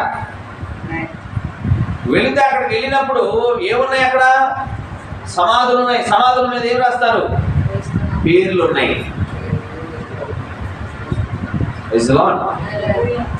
పేర్లు ఉన్నాయి. ఆ సమాధులు ఎవరినైతే పెట్టారో వారి పేర్లు ఉన్నాయి. ఆ పేర్లను చూశాడట. That's what it is, just names. అక్కడికి వెళ్ళి చూసినప్పుడు ఆయన కేవలం పేర్లు మాత్రమే కనిపించాయని చెప్తున్నాడు ఆయన. That's what we become a bunch of Pentecostal names. That's right, we need something with life in it. ఏదో ఒక రోజు మనకు కూడా పెంతెకోస్తు గుంపు అని పేర్లు కలిగి ఉంటాం. అక్కడ జీవం ఉండదు అంటున్నాడు. కానీ అర్థమవుతుందండి. ఇవాళ కూడా మన సమాధిలోకి వెళ్ళి చూస్తే పేర్లు కనిపిస్తాయి కానీ జీవం ఉంది అక్కడ. అలాగే నేను అంటున్నాడు, ఏదో ఒక రోజు మనము కూడా పెంతెకోస్తు గుంపు అని పేర్లు వరుసగా మనం కలిగి ఉంటాం కానీ అందులో జీవము ఉండదు. Why? Because you don't get life in a graveyard. సమాధుల తోటలో జీవం అనేది నీకు దొరకదు. In a denomination. సమాధుల తోటని మత శాఖతో పోలుస్తున్నారు. మత శాఖల్లోకి వెళ్ళి యేసుని కనుగొనాలంటే, జీవమును కనుగొనాలంటే నీకు దొరకదని చెబుతున్నాడు. అది ఎంత పెద్దదైనా కావచ్చు, ఎంత ధనవంతమైందనే కావచ్చు, ఎంత ఆకర్షణీయమైందనే కావచ్చు. ఇవాళ కూడా సమాధిని భలే ఆకర్షణీయంగా కట్టుకుంటారు, మంచిదే. ప్రవక్త ఉద్దేశాన్ని చూస్తే అక్కడ జీవము లేదు అంటున్నాడు. ఇంకొంచెం ముందుకెళ్ళి, you could preach to them all night and all day. నువ్వు సమాధుల్లోకి వెళ్ళి దేవారాత్రులు బోధించాలి. Nothing there to move. కదలడానికి ఏముండదు అక్కడ. చదువుతాయా? ఈరోజు పీటలో నేను వెళ్ళి అక్కడ ఒక పెద్ద సభ ఏర్పాటు చేసి రాత్రి నుంచి పగలు దాకా 7 ముద్దల్లో అట్లా ఉంది, ఎట్లా ఉంది, ప్రశ్నలు జవాబులు, ఇది అది అని చెప్పేసి మేము ఉదయం నుంచి సాయంత్రం దాకా చెప్పినా, సాయంత్రం నుంచి మళ్ళా తెల్లారి దాకా చెప్పినా అదలేకుంటుందా? ఎందుకు? అలాగనే శాఖలు కూడా అంటున్నాయి. మత శాఖలో, సంఘ శాఖల్లో కూడా నువ్వు జీవాన్ని కనుగొనలేవు అని చెప్తున్నాడు. ఇవాళ క్రీస్తుని వెతకాలి, క్రీస్తుని కనుక్కోవాలి, క్రీస్తులు మేము ఉండాలి అని వెతికేటువంటి వారు ఎవరైనా సరే వెళ్ళాల్సింది గ్రేవ్ యార్డ్స్. మీకు అర్థమైంది అనుకుంటాను. ఇంకా అంటున్నాడు ఆయన, లవోదికీయ సంఘ కాలంలో a mule don't know who his papi was or who his mammy was, and he cannot reproduce himself. Mule అంటే ముందు భాగమేమో గాడిదలాగా ఉంటుంది, వెనక భాగమేమో గుర్రంలాగా ఉంటుంది. గాడిదకి గుర్రానికి కలిపి పుట్టిందే సంకర జంతువు అయినటువంటి ఈ మ్యూల్. సంకర గాడిదది. మనోళ్ళు కంచర గాడిద అంటారు దాన్ని. ఈ కంచర గాడిద లేదా సంకర గాడిద ముందు పక్క గాడిదలాగానే ఉంటుంది. ఇదే మరి గాడిదలాగానే ఉందని ఇంతెత్తే ఉంటుంది. అది దాని వెనక్కి వెళ్ళి చూస్తే వెనక భాగం అంతా కూడా తోక, ఆ కాళ్ళు, ఆ గిట్టలన్నీ కూడా గుర్రం వలె ఉంటాయి. ఒకరోజు ఈ సంకర గాడిగా లేదా కంచర గాడిగా డౌట్ వచ్చింది. ఏమిటి డౌట్ అంటే, మా నాన్నవుడు చూసుకున్న అర్థంలో ముందు పక్కేమో గాడిద కనిపిస్తున్నాడు, వెనకాలేమో గుర్రం కనిపిస్తున్నాడు. మరి నా పోలికలన్నీ కూడా గాడిద పోలికలే కదా. గాడి దగ్గరికి వెళ్ళింది, గాడి దగ్గరికి, కంచర గాడిద వెళ్ళి డాడీ డాడీ అంటుంది. డాడీ డాడీ అని ఎవరు పిలుస్తుంది? గాడిద పిలుస్తుంది. గాడిద దీనికని చూసి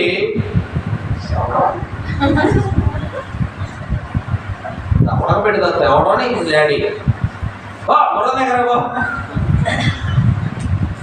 గుర్రం దగ్గర పో, తోక అవుతుంది నానవుతుంటే గుర్రంలాగా ఉన్నాను, గుర్రం దగ్గర పో అంటే, అమ్మో గాడిద కాదనుకుంటా నా నాన్నని మళ్ళా చెరువు ఎగురుకుంటా ఎక్కడికి వెళ్ళింది? గుర్రం కాడికి వెళ్ళింది. గుర్రం కాడికి పోతే గుర్రాన్ని పిలుస్తుంది. మళ్ళా అమ్మ అమ్మ అమ్మ, మమ్మీ మమ్మీ అని, డాడీ డాడీ అని పిలుస్తుంది. Same reaction.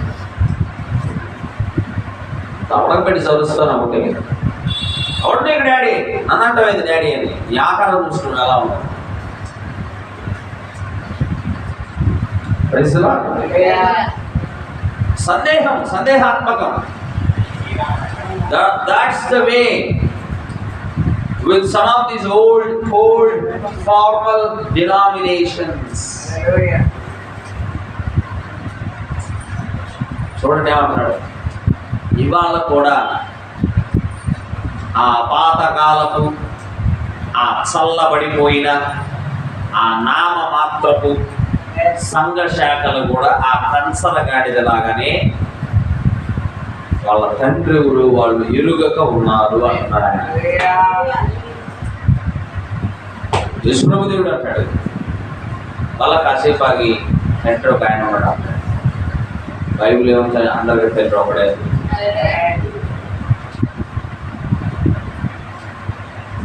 కంచలగాడితో పోల్చాడు. They can't never rise up. వాళ్ళు ఎప్పటికీ కూడా లేవలేరు.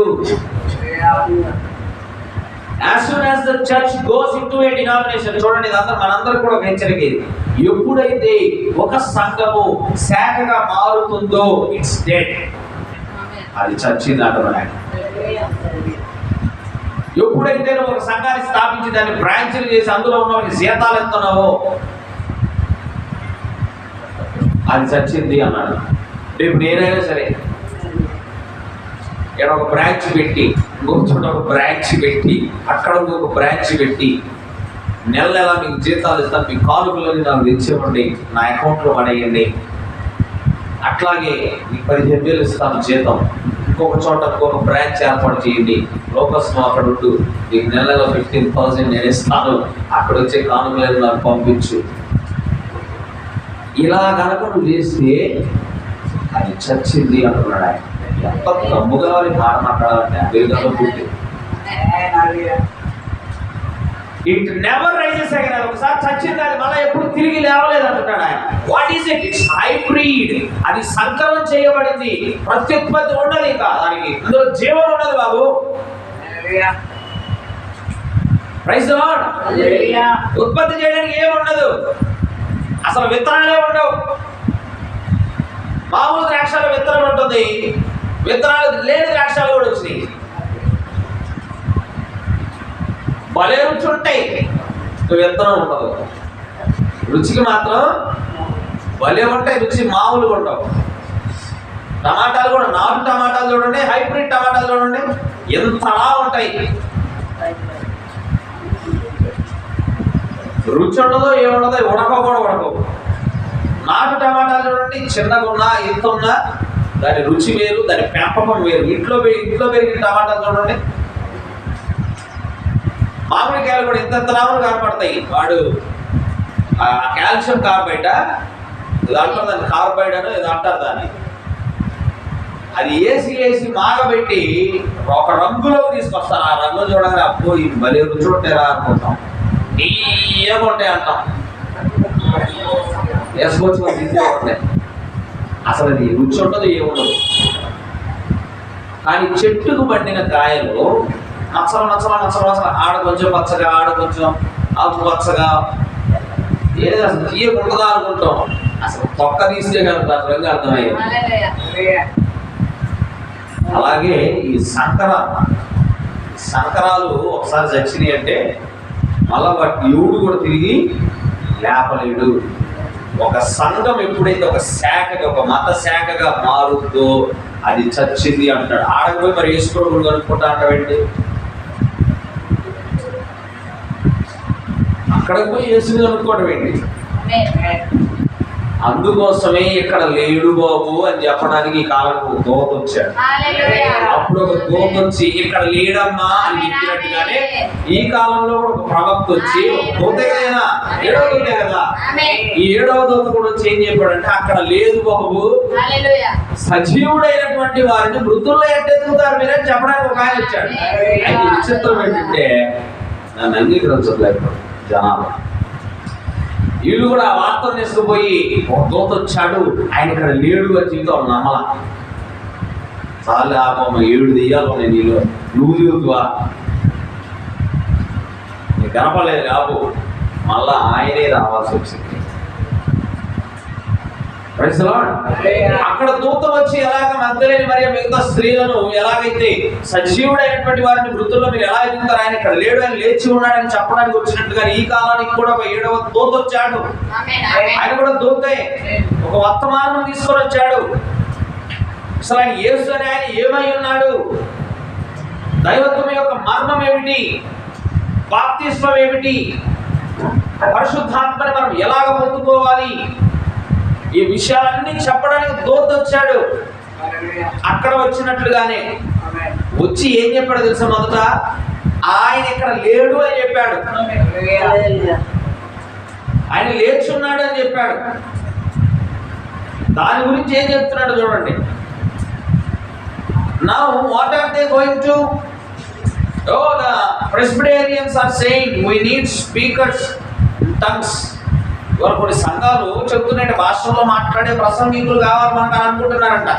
ఇంకొంతమంది అంటున్నారంట we need them to get the baptism of the Holy Ghost. పరిశుద్ధాత్మను వారిలోనికి మనం తీసుకురావాలి, పరిశుద్ధాత్మ బాప్తిస్మము దగ్గరకు వారిని నడిపించాలి అని కొంతమంది కోరుకుంటున్నారంట. అలాగే ఇంకొంతమంది we need divine healers, దైవికమైనటువంటి స్వస్థతలు చేసేటువంటి బోధకులు మనకు కావాలి అని కోరుకుంటున్నారంట కొంతమంది. And all like that. అందరూ కూడా అలా ఉండాలి, ఇలా ఉండాలి, పరిశుద్ధాత్మతో నింపబడి దైవజనులు కావాలి, అసలు అలాంటి బోధన కావాలని కోరుకుంటున్నారు. కానీ ప్రవక్త అన్నాడు, why didn't they accept it 40 years ago when it come out? 40 సంవత్సరాల క్రితమే అలాంటి బోధ వచ్చినప్పుడు ఎందుకు అంగీకరించలేదు ఇలా అడుగుతున్నా. అంగీకరించవచ్చు కదా. Instead of making fun of it, అది వచ్చినప్పుడేమో దాని గురించి ఏం చేశారు, హేళన చేశారు. They will never do it. ఎప్పుడు కూడా ఇంక వాళ్ళు ఆ జీవాన్ని వాళ్ళు పొందుకోలేరు. దే ఆర్ డెడ్, వాళ్ళు చచ్చిపోయారు, వాళ్ళు మరణించారు. దే ఆర్ డినామినేషన్స్, వాళ్ళు ఎవరు కాదు, మత శాఖలు. And every denomination is dead. ప్రతి మత శాఖ చచ్చింది. ఎగ్జాక్ట్లీ రైట్, ఖచ్చితంగా అది సరైనది. It will never rise again, అది మరలా ఎప్పటికీ తిరిగి లేవనే లేవదు. No denomination will never rise. భవిష్యత్తు గురించి కూడా చెప్తున్నాడు ఆయన, విల్ నెవర్ రైజ్. ఆయన ఈ మెసేజ్ ఎప్పుడు చెప్పాడు, 61లో చెప్పాడు. అక్కడే ఉండి చెప్తున్నాడు, భవిష్యత్తులో ఏ మత శాఖ కూడా తిరిగి లేవదు.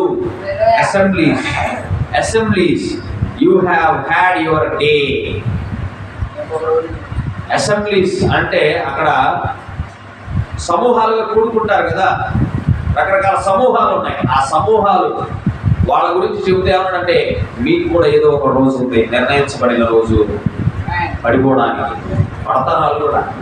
ఇంకా అంటున్నాడు, యూ హ్యాడ్ యువర్ డే. ఆ తర్వాత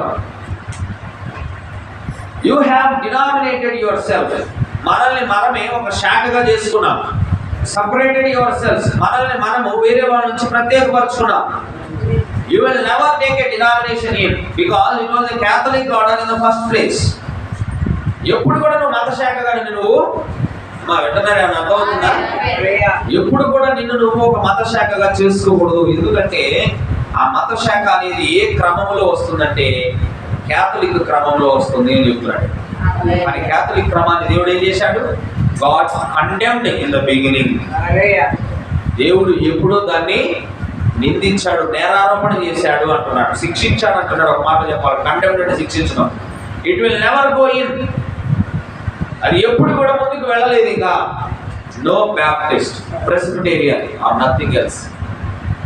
మిగతా ఇతరత్ర ఏ సంస్థలు ఉన్నా కూడా ముందుకి వెళ్ళమంటున్నాడు. కానీ ఇక్కడ కూడా గమనించండి, కానీ God will pull a hungry heart from every denomination that he can. కానీ దేవుడైతే ఆ సంఘ శాఖల్లో ఆకలి కలిగి ఉన్నటువంటి హృదయాలు కొన్ని ఉన్నాయి. వాక్యము కోసం ఆకలి కలిగిన హృదయాలు దేవుడికి తెలుసు, వాళ్ళని అక్కడ ఉంచాలి. దేవుడు అంటున్నాడండి, దేవుడు ఎంత గొప్పవాడంటే God will pull a hungry heart. నీకు వాక్యపు దాహమును కలిగి ఉంటే,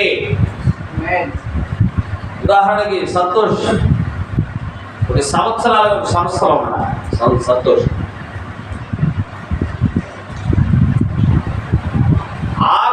ప్రతి హృదయాన్ని నువ్వు సంస్థలో ఉన్నా, నువ్వు శ్మశానంలో ఉన్నా దేవుడిని నేను ఎత్తరంట పట్టుకున్నాడు. హల్లెలూయా. చెప్తున్నాడు ప్రవక్త. For that is his body amen. that he will take him. ఎందుకు నిన్ను లాక్కుంటున్నాడు? వాళ్ళు మనందరం కూడా ఒకప్పుడు మత శాఖలకు పోయిన వాళ్ళు కాదా? మనందరం ఇక్కడ ఉన్న వాళ్ళందరం కూడా ఒకప్పుడు మత శాఖలకు వెళ్ళిన వాళ్ళు. కానీ వాళ్ళ దేవుడు మన అందరినీ కూడా అక్కడి నుంచి లాక్కొని తెచ్చాడు. ఎందుకు కూర్చోబెట్టాడు? మనమైన దేహం కాబట్టి. ఇంకో విషయం తెలిసి ఇక్కడ అంటున్నాడు, దేవుని యొక్క ప్రవక్త నోటి నుంచి ఒక మాట వస్తుంది, ఎవరికైతే వాక్య దాహము, ఏ హృదయంలో అయితే ఆ ఆకలి ఉందో, వాక్యం కోసము బ్రతకాలని ఆకలి ఎవరికైతే ఉందో వాళ్ళందరినీ లాక్కుంటాడట.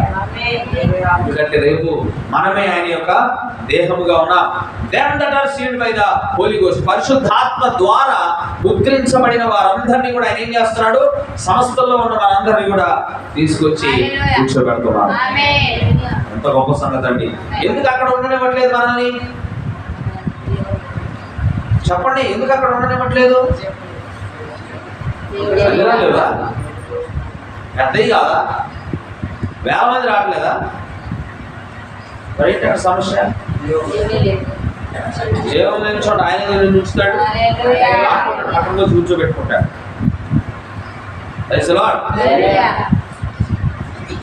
విషయానికి వస్తే యేసు ప్రభు ప్రసంగ వేదికలు కానీ, యేసు ప్రభు నిలబడి చెప్పేటువంటి స్థలాలు ఏంటో తెలుసా? చెప్పగలరు అన్న?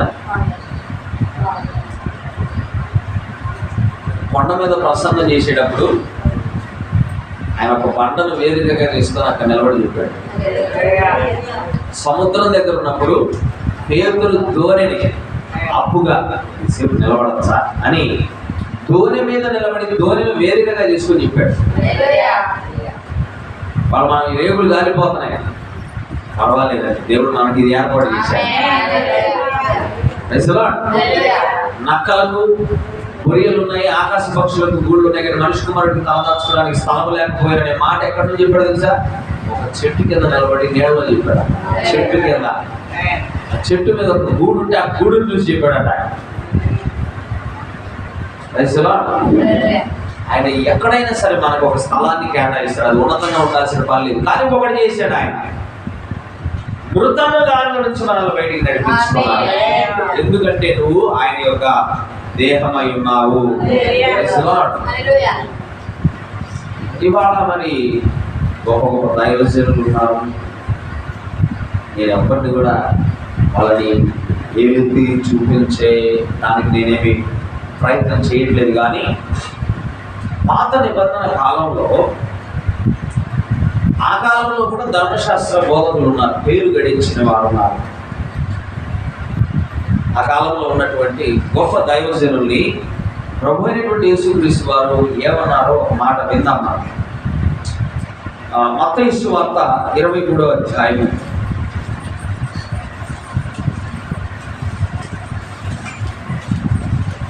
27-28 వచ్చిన చదువుతాం. అయ్యో వేషధారులైన శాస్త్రులారా, అయ్యో వేషధారులైన శాస్త్రులారా, పరిసయ్యులారా. పరిసయ్యుల ఎవరు వీళ్ళిద్దరు?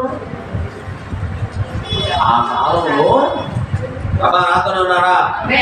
హల్లెలూయా. ఆ కాలంలో శాస్త్రులు, పరిసయ్యులు అంటే వాళ్ళు ధర్మశాస్త్రం అందు ఆరితేరిన వాళ్ళు. అట్లాంటి వాళ్ళని దేవుడు ఏమంటున్నాడంటే, మీరు సున్నము కొట్టిన సమాధులను పోలి ఉన్నారు. మీరు ఎవరంట? సున్నము కొట్టిన సమాధులను పోలి ఉన్నారు. అవి వెలుపల శృంగారముగా అగపడుచు. ఇందా చెప్పుకున్న సమాధిని బలి అలంకరించుకుంటాం, అవునా? ఇప్పుడు వాళ్ళ గురించి మాట్లాడుతున్నాడు ఆయన. ఇవాళ ఎవడైతే నిజమైన వాక్యం చెప్పకుండా ముచ్చట్లు చెబుతున్నాడో వాడు ఈ కేటగిరీ వాడు. బైబిల్లో ఎన్నో కథలు ఉండగా నీకు పెట్ట కథ ఎందుకు? బైబిల్లో ఎన్నో కథలు ఉండగా దావీదు కథ చెప్పు. పన్ను కట్టాల్సి వచ్చినప్పుడు దేవుడు చేపలు ఆజ్ఞాపిస్తే చేప నోట్లో ఒక షెకేల్ దొరికింది, అవి చెప్పు. గొలియాతు ఎలా వచ్చాడు, దావీదు ఎలా వచ్చాడు, చిన్న చిన్న కథలు ఉన్నాయి. యోనా పెద్ద చేప, ఆ కథ టైటిల్ పెట్టి చెప్పు, దాని గురించి చెప్పు.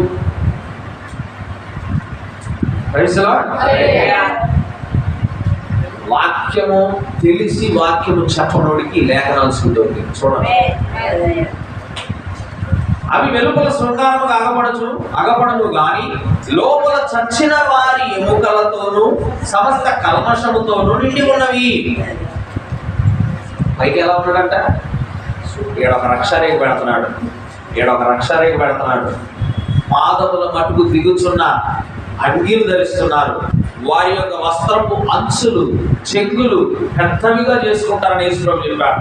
వారి యొక్క రక్షారేఖలు జనులకు కనబడవలనని వారి యొక్క రక్షారేఖలు పెద్దవిగా చేసుకుంటారు. వారు మోసే పీఠముల మీద కూర్చుంటారు. వారు అగ్రస్థాములను వాళ్ళు ఆశిస్తారు. విందులలో వారు బోధకులని పిలువబడాలని వాళ్ళు కోరుకుంటారు. యేసుప్రభు చెప్పింది అవన్నీ మనం చూడట్లేదు కదా, ప్రపంచంలో ఏడ కనపడట్లేదు. యేసుప్రభు చెప్పి మాకు ఏడ కనపడట్లేదా? దీర్ఘ ప్రార్థనలు చేస్తారు. ఏదో స్వస్థత కోసం పోతే ఒక లేఖనం చెప్పి దానికి ప్రార్థించాల్సిన బదులు ఒక 20 గంటల సేపు ప్రార్థన. అవి నేను చెబుతున్న మాటలు కాదు, నేను ఎప్పుడో హేళన చేయాలి, నాకు అంత స్థాయి కూడా లేదు. బైబిల్లో యేసుప్రభు చెప్పాడు, దీర్ఘ ప్రార్థనలు చేస్తారు. వీధులలో కనబడవాలని వీధుల్లో ప్రార్థనలు చేస్తారు. నేను చెబుతున్న మాటలు కాదమ్మా. ఇంకొక మాట అంటాడు, ఎంత కఠినమైన మాట అంటే, ఓ పరిసయ్యులారా, మీరు చిన్న పురుగుని వడగడతారు కానీ ఒంటెని మింగుతారు అన్నాడు ఆయన. అర్థం కాలేదు కదా? ఉదాహరణ చెప్తా, నీళ్లు తాగుతున్నాడు ఆయన, చిన్న పురుగు కనిపించింది. ఆ పురుగుని ఏం చేస్తారంట? వడగడతారంట, కానీ అందులోనే ఒంటె ఉంటుందంట, ఆ ఒంటెని మింగుతారంట వాళ్ళు. అంటే చిన్న చిన్న విషయాలనేమో పట్టించుకుంటూ మీ జీవితాల్లో ఉన్న పెద్ద పెద్ద విషయాలనేమో వదిలేస్తున్నారు అని అర్థం. దాని అర్థం హల్లెలూయా. చిన్న చిన్న విషయాలు పట్టించుకోని విషయాలు ఉంటాయి చూసారా? శిష్యులు పోతుంటే పొలంలో నుంచి రెండులు విరిచి తిన్నారు వాళ్ళు. అబ్బో ఈ శిష్యులకు పరిపాట్లేదా, ఈ శిష్యులు ధర్మశాస్త్రాన్ని మీరుతున్నారు. చిన్న విషయం అది, అవునా? జాలి కనికరం లేకుండా మాట్లాడతారు. మరి వాళ్ళ విషయాలకు వస్తే అసలు వాక్యం చెప్పట్లేదు. ఆ కాలానికి గడికి పంపించినటువంటి మనుష్య కుమారుని వాళ్ళు గుర్తించలేదు కదా, సిలువ చెప్పారు కదా. మరి అది పెద్ద విషయం కదా, దేవుడికి సిలువ వేయడం పెద్ద విషయం కదా. అందుకని ఆయన అన్నాడు, మీరు ఒక చిన్న కీటకాన్ని వడగడతారు కానీ ఒంటెలు మింగుతారు మీరు. ఆ కాలంలో ఆయన ఉన్నప్పుడు ఆయన పక్కన గంటలు ఎట్టుండే ఎదాలు పెట్టుకున్నారు. ఎలా మాట్లాడుంటాడు ఆయన.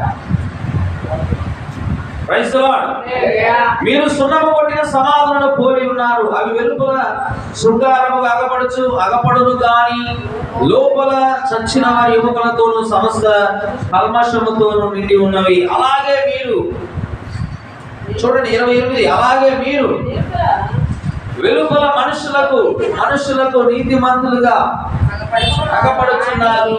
కనపడటానికి ఎలా కనిపిస్తున్నారంటే వాళ్ళు. మరి ఈరోజు సంగతి ఆ కాలంలో వాళ్ళు, ఈ కాలంలో ప్రవక్త ఎప్పుడు కూడా వాక్యం విన్నా నేడు నిరంతరం వ్యాకరణంగా ఉన్నారు. ఆ కాలంలో కయ్యూలు, ఈ కాలంలో కయ్యూలు ఉన్నారు అన్నాడు అన్నమాట. ఆ కాలంలో శాస్త్రులు పరిచయులు, ఈ కాలంలో కూడా శాస్త్రులు పరిచయులు ఉన్నారు. ఒక చిన్న వయసు తక్కువ బోధకుడు ఒక మాట చెప్పాడు అనుకోండి, ఒక 60 సంవత్సరాల అనుభవం ఉన్న వ్యక్తి ఏం చేయాలంటే ప్రోత్సహించాలి. ఏమంటాడు, వాడికి తెలుసు కుక్క అని అంటాడు. ఎక్కడో ఏదైనా మనసులో ఉంది సవాల్. యేసు ప్రభు కూడా ఎప్పుడు అట్లా ఆయన ఎక్కడన్నా చెప్పలు తెచ్చి పరిశీలన రానా డిబేట్కి రండి అన్నాడా? మీకెందుకు బాబు సవాల్. అసలు తర్కవాదాలు వద్దంటే పోయి తర్కవాదాల్లో కూర్చుంటున్నారు వీళ్ళు. అసలు వద్దు అన్న పని చేస్తున్నారు వీళ్ళు. తర్కవాదములు వద్దు, వాటి వల్ల మీరేం జరగదు. ఇవాళ ఎన్నో డిబేట్లు జరిగినాయి. ఒక 10 మందిని చూపించండి, ఇందులో నుంచి అందులోకి వచ్చిన వాళ్ళు, అందులో నుంచి ఇందులోకి వచ్చిన 10 మందిని చూపించండి చాలు. ఎందుకంటే డిబేట్ జరిగేటప్పుడు ఈ గుంపోడు తెచ్చుకుంటాడు, ఈ గుంపోడు వాళ్ళే కూర్చుంటారు అక్కడ. వీళ్ళు ఏదైనా మంచి చెప్పాడు వీళ్ళు చేయకూడతారు, వీళ్ళు ఏదైనా మంచి చెప్తే వీళ్ళు చేయకూడతారు. ఫైనల్ డిబేట్ అంతా అయిపోయిన తర్వాత డిబేట్ బాగా జరిగింది, విజేతను ప్రకటిస్తున్నామని అంటారు. ఓడిపోయిన టీము మీరు తూచి చేశారు, తొడి చేశారని బయటకు వస్తారు తప్ప అందులో ఏదైతే వద్దు అన్నాడో దేవుడు అదే చేస్తారు. మరి అక్కడ జీవం ఉంటుందా చెప్పండి? మీరే చెప్పాలి, అది నేను చెప్పడం కాదు. ఇంకా చెప్తున్నాడు, వెలుపల మనుషులకు నీతిమంతులుగా రాగపడుతున్నారు, కానీ లోపల వేషధారణతోనూ అక్రమముతోనూ నిండి ఉన్నారు. అసలు ఈ అధ్యాయం 23 వచ్చిన నుంచి చదవాలి. అసలు 23 అయ్యో వేషధారులైన శాస్త్రులారా, చదవండి, ఇవన్నీ అసలు మీరు అర్థం చేసుకోవాలి. మీరు పుదీనాలోను, సోపులోను, జీలకర్రలోను 10వ వంతు చెల్లించి ధర్మశాస్త్రంలో ప్రధానమైన విషయములను అంటే దాని అర్థం ఏంటంటే పుదీనాలోను, సోపులోను, జీలకర్రలోను, అంటే ఇది కూడా 1 కేజీ జీలకర్ర తెచ్చుకుంటే అందులో 10వ వంతు తీసేస్తున్నాడు దేవుడికి రా బాబు. అలాగనే పుదీనాలో తెచ్చుకున్నాడు అనుకో, పుదీనాలో 10వ వంతు ఇస్తున్నాడు. అది ఎంత ఖర్చు అవుతుంది?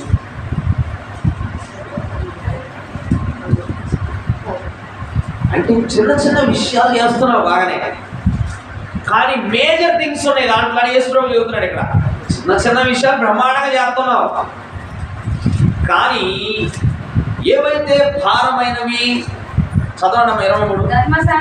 అయ్యో వేషధారులైన శాస్త్రులారా, పరిసయ్యులారా, మీరు పుదీనాలోను, సోపులోను, జీలకర్రలోను 10వ వంతు చెల్లించి ధర్మశాస్త్రంలో ప్రధానమైన విషయములను, అంటే ప్రధానమైన వదిలేసి జీలకర్రలో పుదీనాలోనే దశంభాగం కడుతున్నా అంటున్నావు, కానీ ప్రధానమైనవి ఏంటంట?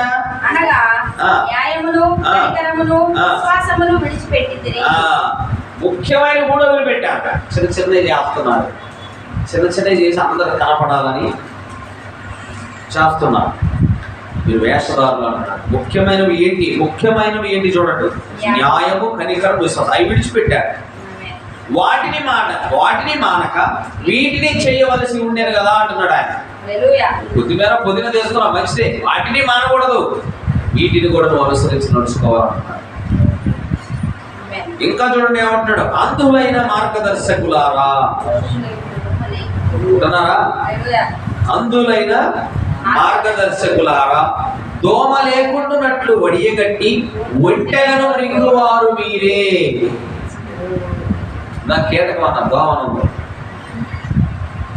దోమలనేమో వడగడుతున్నారు, ఒంటెలను సైతం మింగుతున్నారంట వీళ్ళు.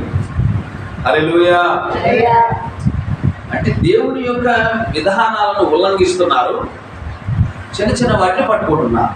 గుర్తుపెట్టుకోండి, చేయవలసిన వాటినేమో చేయట్లేదు, చిన్న చిన్నవి నువ్వు నీకు సులువైనవేమో నువ్వు చేస్తున్నావు. అందుకనే స్పష్టంగా చెప్పాడు, పరిసయ్యులు ఏదైతే చెబుతున్నారో వాటిని వినండి, వాళ్ళ ప్రకారంగా అయితే మీరు చేయదు. వాళ్ళు చెబుతారే కానీ చేయలేరు.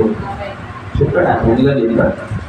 వాళ్ళు కోరుకునేది ఏంటంటే మోషే పీఠం మీద కూర్చోవాలి, విందులోకి వెళ్తే పేరు కావాలి, బోధకులని పిలవబడాలి, వారి వస్త్రపు చెంగులు పెద్దవి చేసుకుంటారు, రక్షారేఖలు వెడల్పుగా చేసుకుంటారు, ఘనతలను ఆశిస్తారు, దీర్ఘ ప్రార్థనలు చేస్తారు. అన్నీ ఈశ్వరులు. వాళ్ళలాగా మీరు ఉండొద్దు, కానీ వాళ్ళు చెప్పినవి చెయ్యండి అని చెప్పాడు. Praise the lord. ఇంకొంచెం ముందుకు వద్దాం.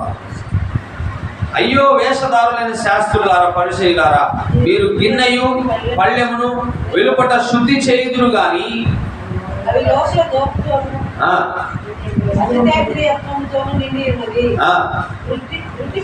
అంటే దాని అర్థం ఏంటి? నువ్వు మీరు దోచుకుంటున్నారని చెప్తున్నాడు. హల్లెలూయా. యాంప్లిఫైడ్ బైబిల్లో ఇక్కడ గ్రీడ్ అని ఇచ్చాడు. సెల్ఫ్ ఇంటెలిజెన్స్ అంటే అజితేంద్రియము అంటే అత్యాస అన్నమాట. ఈ అత్యాసను కోరుకుంటున్నారు మీరు ఎక్కువగా. పళ్ళేమైతే శుభ్రంగా పెట్టుకుంటారు కానీ దాని లోపల అంతా కూడా దోపుడు సొమ్ము ఉంది. హల్లెలూయా. గుడ్డి పరిసయ్యుడా, ఈయన పబ్లిక్ మాట్లాడుతున్నాడు. ఇవి దాక్కొని ఒక గదిలో కూర్చోబెట్టిగా జరుగుతుంది. గుడ్డి పరిసయ్యుడా, గిన్నెయు పళ్ళెమును వెలుపల శుద్ధి ఎగునట్టు ముందు వాటి లోపల శుద్ధి చేయనివ్వము. బయట తోవటం కాదు, లోపలతో. మనం చద్దన్నం ఉంటే ఏం చేస్తాం? చద్దన్నాన్ని అంతే పెట్టి మళ్ళీ ఉడుతో అన్నం పెడతావా? ఇదిగో దోవాల్సింది లోపల అంటున్నాడు ఆయన. బయట దాకు, లోపలతో ముందు. ఇంకా 27, అయ్యో వేషధారులైన శాస్త్రులారా, పరిచయులారా, మీరు సున్నము కొట్టిన సమాధులను పోలి ఉన్నారు. అవి వెలుపల శృంగారముగా అగపడును గాని లోపల చచ్చిన వారి ఎముకలతోనూ సమస్త కల్మషముతోనూ నిండి ఉన్నవి. కయ్యను కూడా బలి సుందరంగా కట్టాడట బలిపీఠము. దేవుడు వస్తాడని. కానీ దేవుడు కయ్యని యొక్క బలిని అంగీకరించలేదు, అక్కడ లేడు. అలాగనే పైకి శృంగారముగా అంటే అందంగా, శృంగారంగా అంటే బ్యూటిఫుల్గా అని అర్థం ఇంగ్లీష్లో.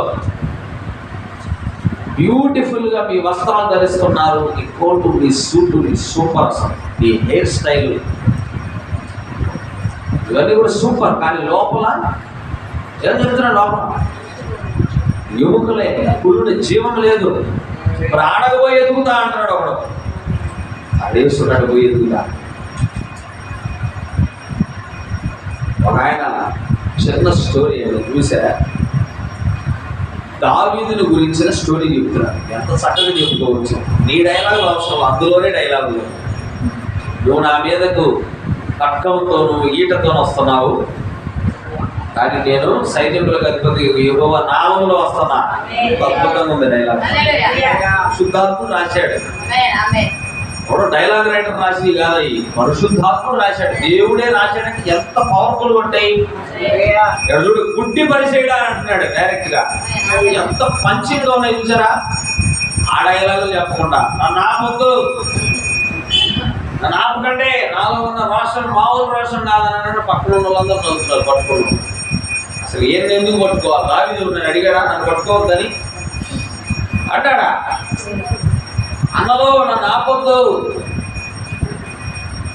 లేని చెప్పడం, అందులో ఉన్న మాధుర్యాన్ని జడగొట్టడం. దాన్ని చూసిన కొంతమంది నిజంగా మనం స్టేటస్లో పెట్టాలి, స్టేటస్లో పెట్టాలి.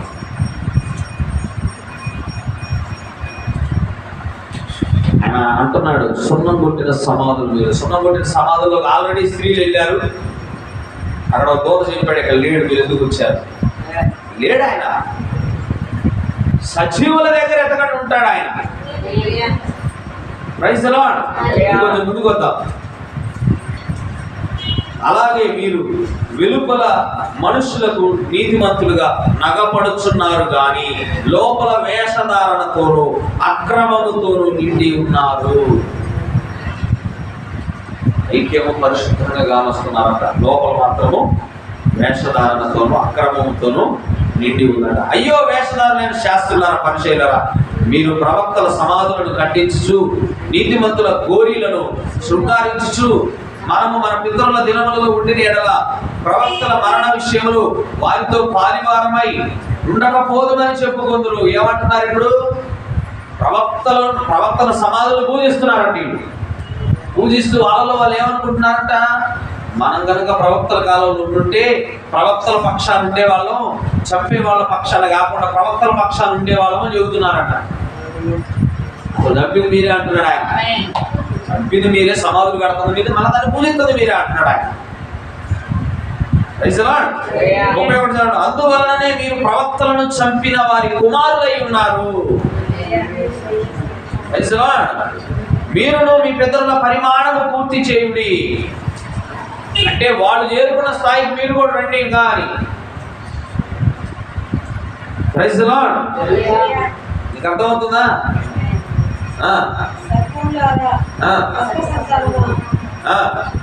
చాలు. సర్పములారా, సర్ప సంతానమా, నరక శిక్షను మీరు ఎలాగూ తప్పించుకుందరు. మామూలు మాటలు కాదండి ఇవి. గుండెలు పగిలిపోయి ఉండాలి. అలా అక్కడ ఇంటున్న వాళ్ళకి గుండెలు పగిలిపోయి ఉండాలి. ఎందుకంటే వాళ్ళు జాగ్రత్త వాళ్ళ హృదయంలో ఉన్నదాన్ని బయట తెచ్చి పెడుతున్నాడు ఆయన.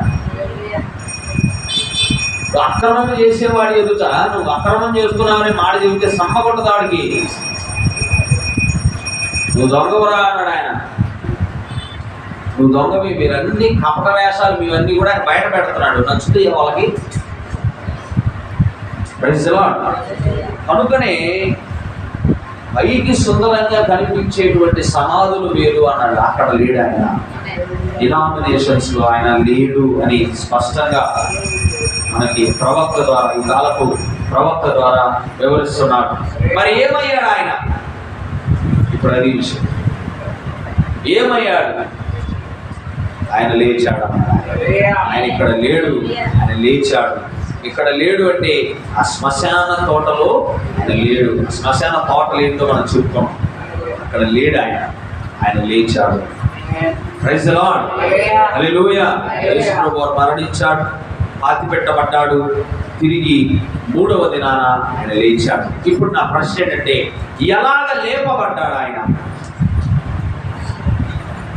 ఎంతమంది లేపబడాలని కోరుకుంటున్నారు? నేను లేపబడాలని కోరుకుంటున్నాను. ఆయన ఎలాగ లేచాడు ఇప్పుడు? మరి ఎవరు లేపారు? మొన్న ప్రశ్న అడిగా, చెప్తా మీకు. ఒక వేరే వ్యక్తి అడుగుతున్నాడు. యేసు ప్రభు చనిపోయినప్పుడు 3 రోజులు చనిపోయి ఉన్నాడు కదా, మరి ఆ 3 రోజులు ప్రపంచాన్ని నడిపించింది ఎవరు అని అడిగారు ఒక ఆయన. మామూలు క్వశ్చన్ కాదు. యేసు ప్రభు చనిపోయాడు కదా, మరి ఆ 3 రోజులు ప్రపంచాన్ని నడిపించింది ఎవరు? ప్రపంచంలో ప్రార్థనలు చేస్తున్న వారి ప్రార్థనలు విన్నది ఎవరు?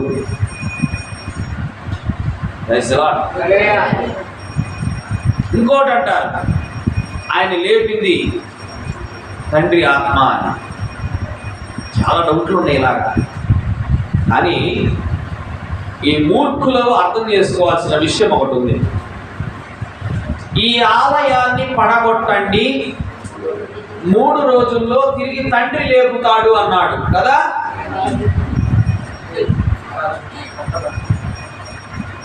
ఈ ఆలయాన్ని పడగొట్టండి, 3 రోజులలోగా నేను లేపుతానన్నాడు. 3 రోజులు ఆయన చనిపోయాడు, వాస్తవమే. చనిపోయిన దినాన్ని సమాధుల్లో పెట్టారు, వాస్తవమే. కానీ ఆయన లేపిన ఆత్మ ఆయన ఆత్మే. మట్టి దేహము సమాధిలో పెట్టబడింది, వాస్తవం అది. కానీ ఆయన ఆత్మ పాతాళంలోకి వెళ్ళింది. పాతాళంలో ఉన్న వాళ్ళందరినీ కూడా తీసుకొని వచ్చింది. సమస్త కార్యాలను ఆయన ఆత్మే జరిగింది. కానీ బైబిల్ గ్రంథంలో మనం చూస్తే 3 ఆత్మలు మనకు కనిపిస్తాయి. అక్కడ 3 పేర్లతో ఉన్న ఆత్మలు కనిపిస్తాయి. కంగారేం పడద్దు, చూడండి, చివరిలో మనకు అర్థమవుతుంది అదంతా కూడా. అపోస్తుల కార్యములు 16వ అధ్యాయము 7వ వచనం. యేసు యొక్క ఆత్మ వారిని వెళ్ళనివ్వలేదు. ఎవరు ఆత్మ అండి ఇది?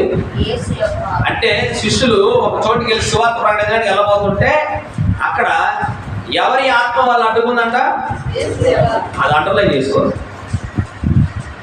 యేసు యొక్క, అంతేనా?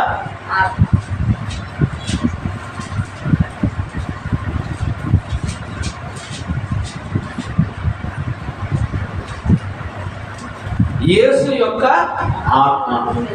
2 మత్తయి సువార్త 10వ అధ్యాయం 20వ వచనం.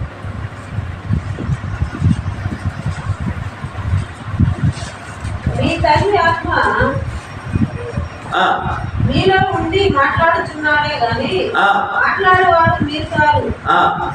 చాలు శిష్యులతో చెప్తున్నాడు, ఏదో ఒక గడి వస్తుంది, మీరు రాజులు ఎదుట నిలబడతారు, ఆ సమయంలో మీరు అధిపతులు ఎదుట నిలబడతారు, ఆ సమయంలో మీరేం భయపడొద్దు, ఏం మాట్లాడాలో అని సంకోచించొద్దు, మీలో ఉన్న తండ్రి ఆత్మ మాట్లాడతాడు. ఇక్కడ తండ్రి ఆత్మ అని ఉంది, ఇందాకేమో యేసు ఆత్మ అని ఉంది, ఇక్కడేమో తండ్రి ఆత్మ అని ఉంది.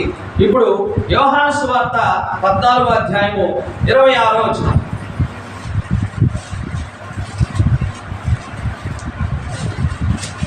ఆదరణ ఎట్లా తండ్రి నా నామములో పంపుకోవు పరిశుద్ధాత్మ సమస్తమును మీకు బోధించి నేను మీతో చెప్పిన సంగతులన్నింటినీ మీకు జ్ఞాపకం చేయను.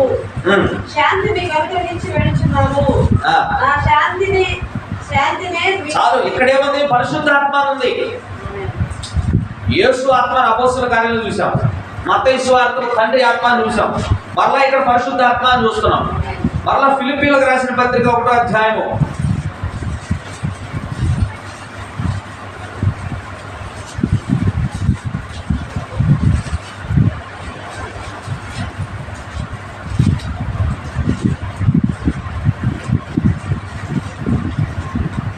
19. మరియు నేను ఏ విషయంలో సిగ్గుపడక ఎప్పటి వరకు ఇప్పుడును పూర్ణ ధైర్యంతో బోధించడం వలన నా బ్రతుకు మూలముగా నైనను సరే, చావు మూలముగా నైనను సరే, క్రీస్తు నా శరీరం ముందు గణపరచబడునని నేను మిగుల అపేక్షించుచు నిరీక్షించున్న ప్రకారము మీ ప్రార్థన వలనను క్రీస్తు యేసు యొక్క ఆత్మ నాకు ఇక్కడ యేసు క్రీస్తు యొక్క ఆత్మ ఉంది. దీని అర్థం చేసుకోండి.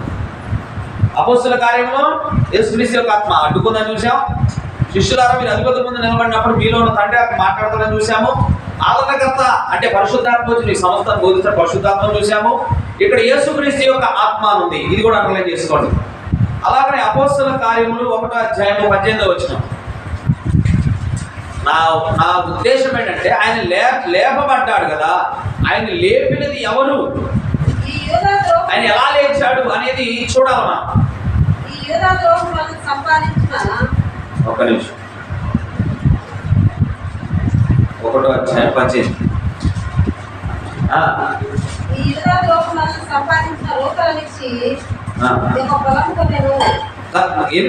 క్షమించాలి. అయినను పరిశుద్ధాత్మ మీ మీదకి వచ్చినప్పుడు మీరు శక్తి. ఇక్కడేమంటాడు? మీరు పరిశుద్ధాత్మ మీ మీదకి వచ్చినప్పుడు, పరిశుద్ధాత్మ గురించి మాట్లాడుతున్నాడు. పరిశుద్ధాత్మ మీలోనికి వస్తే మీరు శక్తిని నొందెదరు అంటున్నాడు. తర్వాత రోమీయులకు రాసిన పత్రిక 8వ అధ్యాయం 9వ వచనం.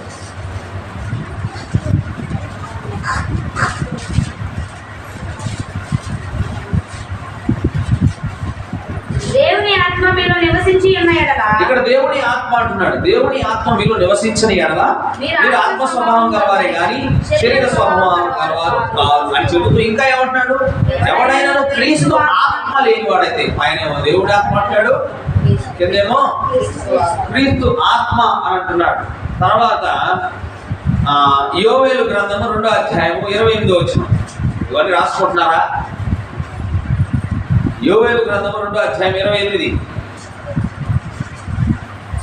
చదవండి.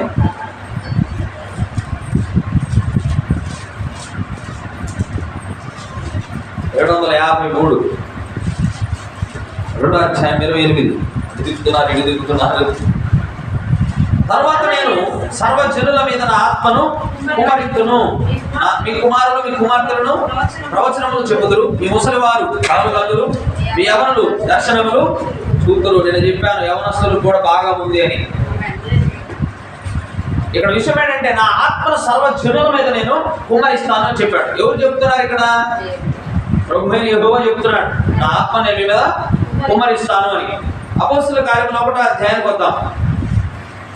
4వ వచనంలో యేసు ప్రభు వారి శిష్యులతో మాట్లాడుతున్నాడు. ఇక్కడ ఆయన వారిని కలుసుకొని, అంటే శిష్యులను కలుసుకొని నాకు ఆజ్ఞాపించారు, మీరు యెరూషలేము నుండి వెళ్ళక నా వలన వినిన తండ్రి యొక్క వాగ్దానం కొరకు కనిపెట్టండి. అంటే తండ్రి ఒక వాగ్దానం చేశాడు యోవేలు గ్రంథంలో. ఆ వాగ్దానం కొరకు మీరు కనిపెట్టండి అని యేసు ప్రభు స్వయంగా శిష్యులకు చెబుతున్నాడు. వాస్తవమేనా? ఇప్పుడు ఈ వాగ్దానము అంటే ఈ తండ్రి యొక్క ఆత్మ, తండ్రి చేసిన వాగ్దానము ఎవరు పంపించాలి? తండ్రి పంపించాలి కదా. మరి లూకాసు సువార్త 24వ అధ్యాయం 49వ వచనంలో ఆయన అంటున్నాడు, తండ్రి వాగ్దానాన్ని నేను మీ మీదకు పంపిస్తున్నాను అంటున్నాడు. ఇదేంటి మరి? లూకాసు సువార్త 24వ అధ్యాయం 49. ఇదిగో నా తండ్రి వాగ్దానం చేసినది మీ మీదకి పంపుచున్నాను. పంపుచున్నాడు, పంపుచున్నాను, పంపుచున్నాను అంటే తండ్రి పంపిస్తున్నాడా? ఇన్ని రకాల ఆత్మలను చూసాం మనం. యేసుక్రీస్తు ఆత్మను చూసాం, యేసు ఆత్మను చూసాం, తండ్రి ఆత్మను చూసాం, పరిశుద్ధాత్మ అని చూసాము, దేవుని ఆత్మ అని చూసాము, క్రీస్తు ఆత్మ అని చూసాము. మళ్ళా ఇన్ని రకాల ఆత్మలను మనం చూసాము. ఇన్ని రకాల ఆత్మలను కూడా పంపించేది ఎవరంటే యేసుక్రీస్తు అని చూసాము. ఫైనల్ ఈ ఆత్మలు చూసాం కదా. ఇన్ని ఆత్మలు చూసి ఇవన్నీ వేరే వాళ్ళకి చూపిస్తే పాపం కంగారు పడతారేమో. అందుకని ఎఫెసీయులకు రాసిన పత్రిక 4వ అధ్యాయం 4వ వచనంలో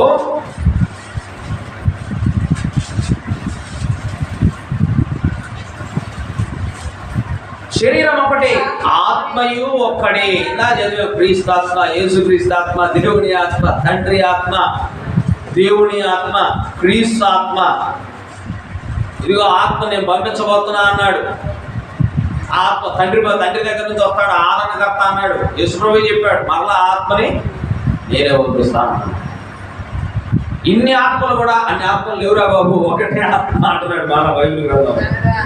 ఇంకా ఒక్క ఆత్మ ద్వారానే మనం బాప్తిస్మం పొందే ఒక దేహంలోకి అంటున్నాడు. కొరింథీయులకు రాసిన మొదటి పత్రిక 12వ అధ్యాయం 13వ వచనం.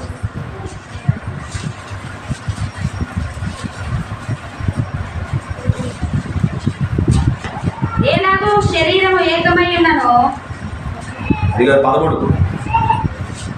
ఎలాగనగా యూదులమైనను, గ్రీసు దేశస్థులమైనను, దాసులమైనను, స్వతంత్రులమైనను మనమందరము ఒక్క శరీరములోనికి ఒక్క ఆత్మ ఎందే. ఎన్ని ఆత్మలు? 3 ఆత్మలు లేవు, 4 ఆత్మలు లేవు, 5, 6 లేవు, ఒక్కటే ఆత్మ. ఆ ఆత్మను పంపించేవాడు కూడా యేసు ప్రభువే.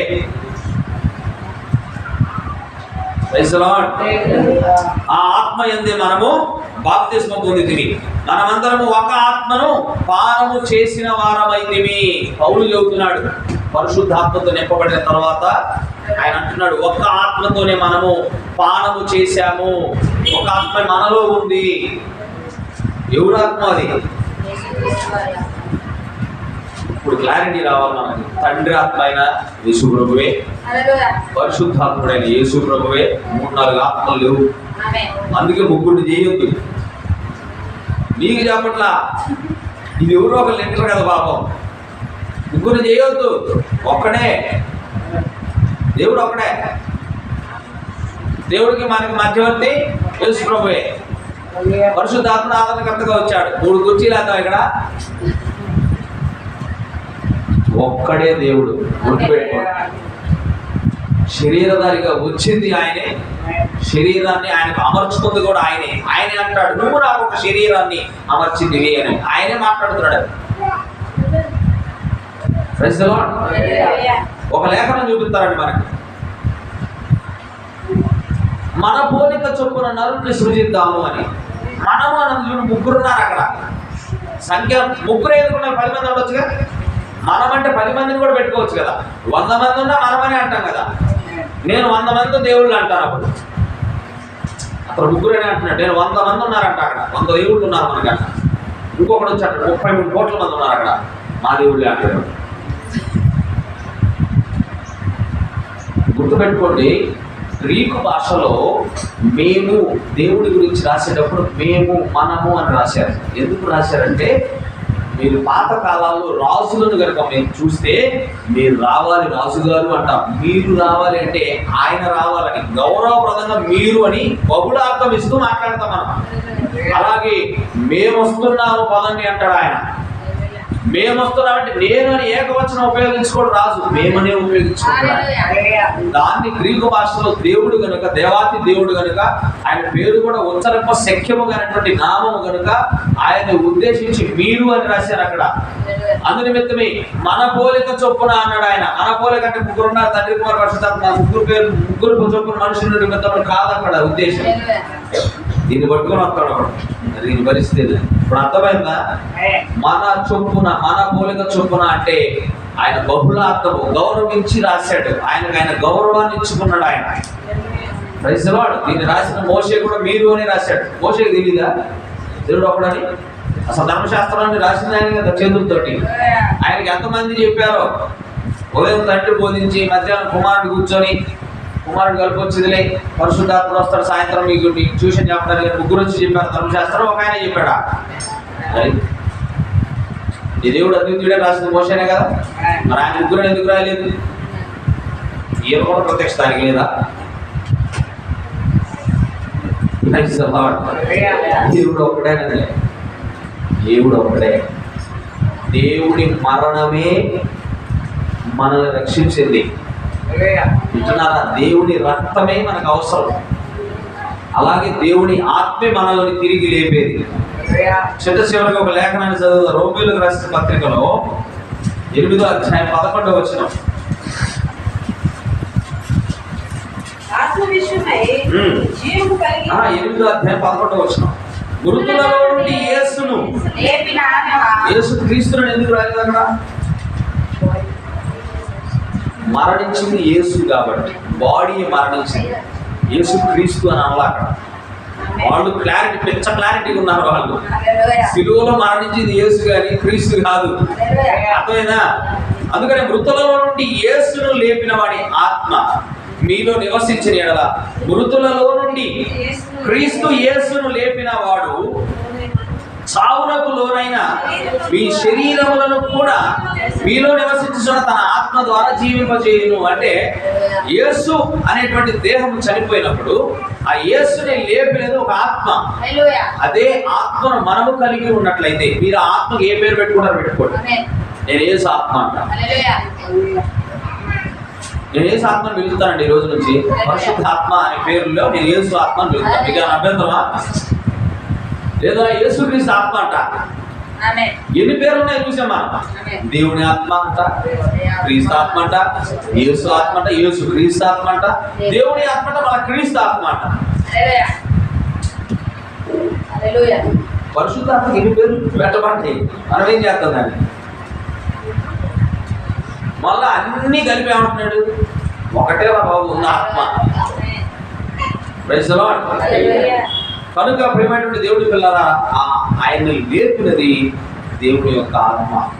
దేవుని యొక్క ఆత్మ అంటే అది వేరే ఆత్మ కాదు, యేసు ఆత్మే. Praise the lord. ఆయనకు ఇంకొకటి సహాయం కావాలా ఏంటి? అందుకనే చెప్పాడు ఆయన, దీనిని పడగొట్టండి 3 దినములలోగా నేను లేపుతాను. శిష్యుల దగ్గరకు, తండ్రి దగ్గర నుంచి పరిశుద్ధాత్ముడు వస్తాడనంటే ఆ ఆత్మను పంపించేది నేనే అన్నాను. ఇంత క్లారిటీగా దేవుడు పెట్టాడు. గందరగోళానికి కరెక్ట్ కాదు ఆయన. కొట్టుకుంటున్నారు బయట దేవుడు దేవుడు దగ్గర. శనివారాన్ని ఆచరించాలని ఒకళ్ళు, ఆదివారాన్ని ఒకళ్ళు. వింటున్నారా? గందరగోళానికి కరెక్ట్ కాదు. దేవుడు చాలా స్పష్టంగా రాశాడు. ఇవాళ మనము లేకపోవడాలంటే ఆయన ఆత్మ మనలో ఉండాలి. ఏ ఆత్మ ఉండాలి మనలో? పరిశుద్ధాత్మ కదా. పరిశుద్ధాత్మను, దేవుని ఆత్మను, యేసు ఆత్మను, యేసు క్రీస్తు ఆత్మను, క్రీస్తు ఆత్మను, దేవుని ఆత్మను, తండ్రి ఆత్మను, తండ్రి వాగ్దానమును. మీ ఇష్టం వచ్చిన పేర్లు ఉన్నాయి దాంట్లో. నీకు పిలవడానికి ఓపిక ఉంటే ఇక చెప్పండి. ఎవరన్నా పరిశుద్ధాత్మ 3వ వ్యక్తి అంటే ఎన్ని చూపించండి. ఎవరి ఆత్మ రాయింది? ఒక్కడే అన్ని చేశాడు. ఆయనకి ఇంకో హెల్ప్ అవసరం లేదు. పలికితే భూమి ఆకాశాలు కలిగిన దేవుడికి ఇంకొకటి హెల్ప్ ఎందుకంటే అసలు నాకు అర్థం కాదు. సెకండ్ పర్సన్ అవసరం ఆయనకు. ఒకవేళ సెకండ్ పర్సన్ ఉంటే ధర్మశాస్త్రం ఎందుకు చెప్పట్లేదు? మొదటి ధర్మశాస్త్రమే కదా వచ్చింది. మరి ధర్మశాస్త్రం చెప్పాలి కదా మనకి. రెండో ఆయన కూడా ఉన్నాడు చెప్తుంది. మరలాగా మోషే రాసేవాడు ఉంటే ఖచ్చితంగా రాసేవాడు. రెండో ఆయన ఉన్నాడు, మూడో ఆయన కూడా ఉన్నాడు. మోషే రాయలేదు. కన్ఫ్యూజనే లేదు. మోషే ఒక్క దేవుడిని చూశాడు. మనం కూడా ఒక దేవుడిని ఈ కాలానికి చూస్తాం. మనల్ని బయటికి నడిపించాడు ఒక దూత. ఇక్కడ లేడమ్మా ఆయన, శాఖల్లో లేడు. మీరేదో చూస్తుంటే కొంత మీ హృదయాల్లో కొంత వాక్య దాహం కనిపిస్తుంది. ఎలా ఇక్కడ లేడు అని చెప్పేసి పంపించాడు దేవుడే. మనం అక్కడ నుండి వచ్చే బయట దేవుడి యొక్క పరిశుద్ధమైన మాటలను మన హృదయంలో ముద్రించుడు కాక. అర్థమైందని నేను అనుకుంటున్నాను.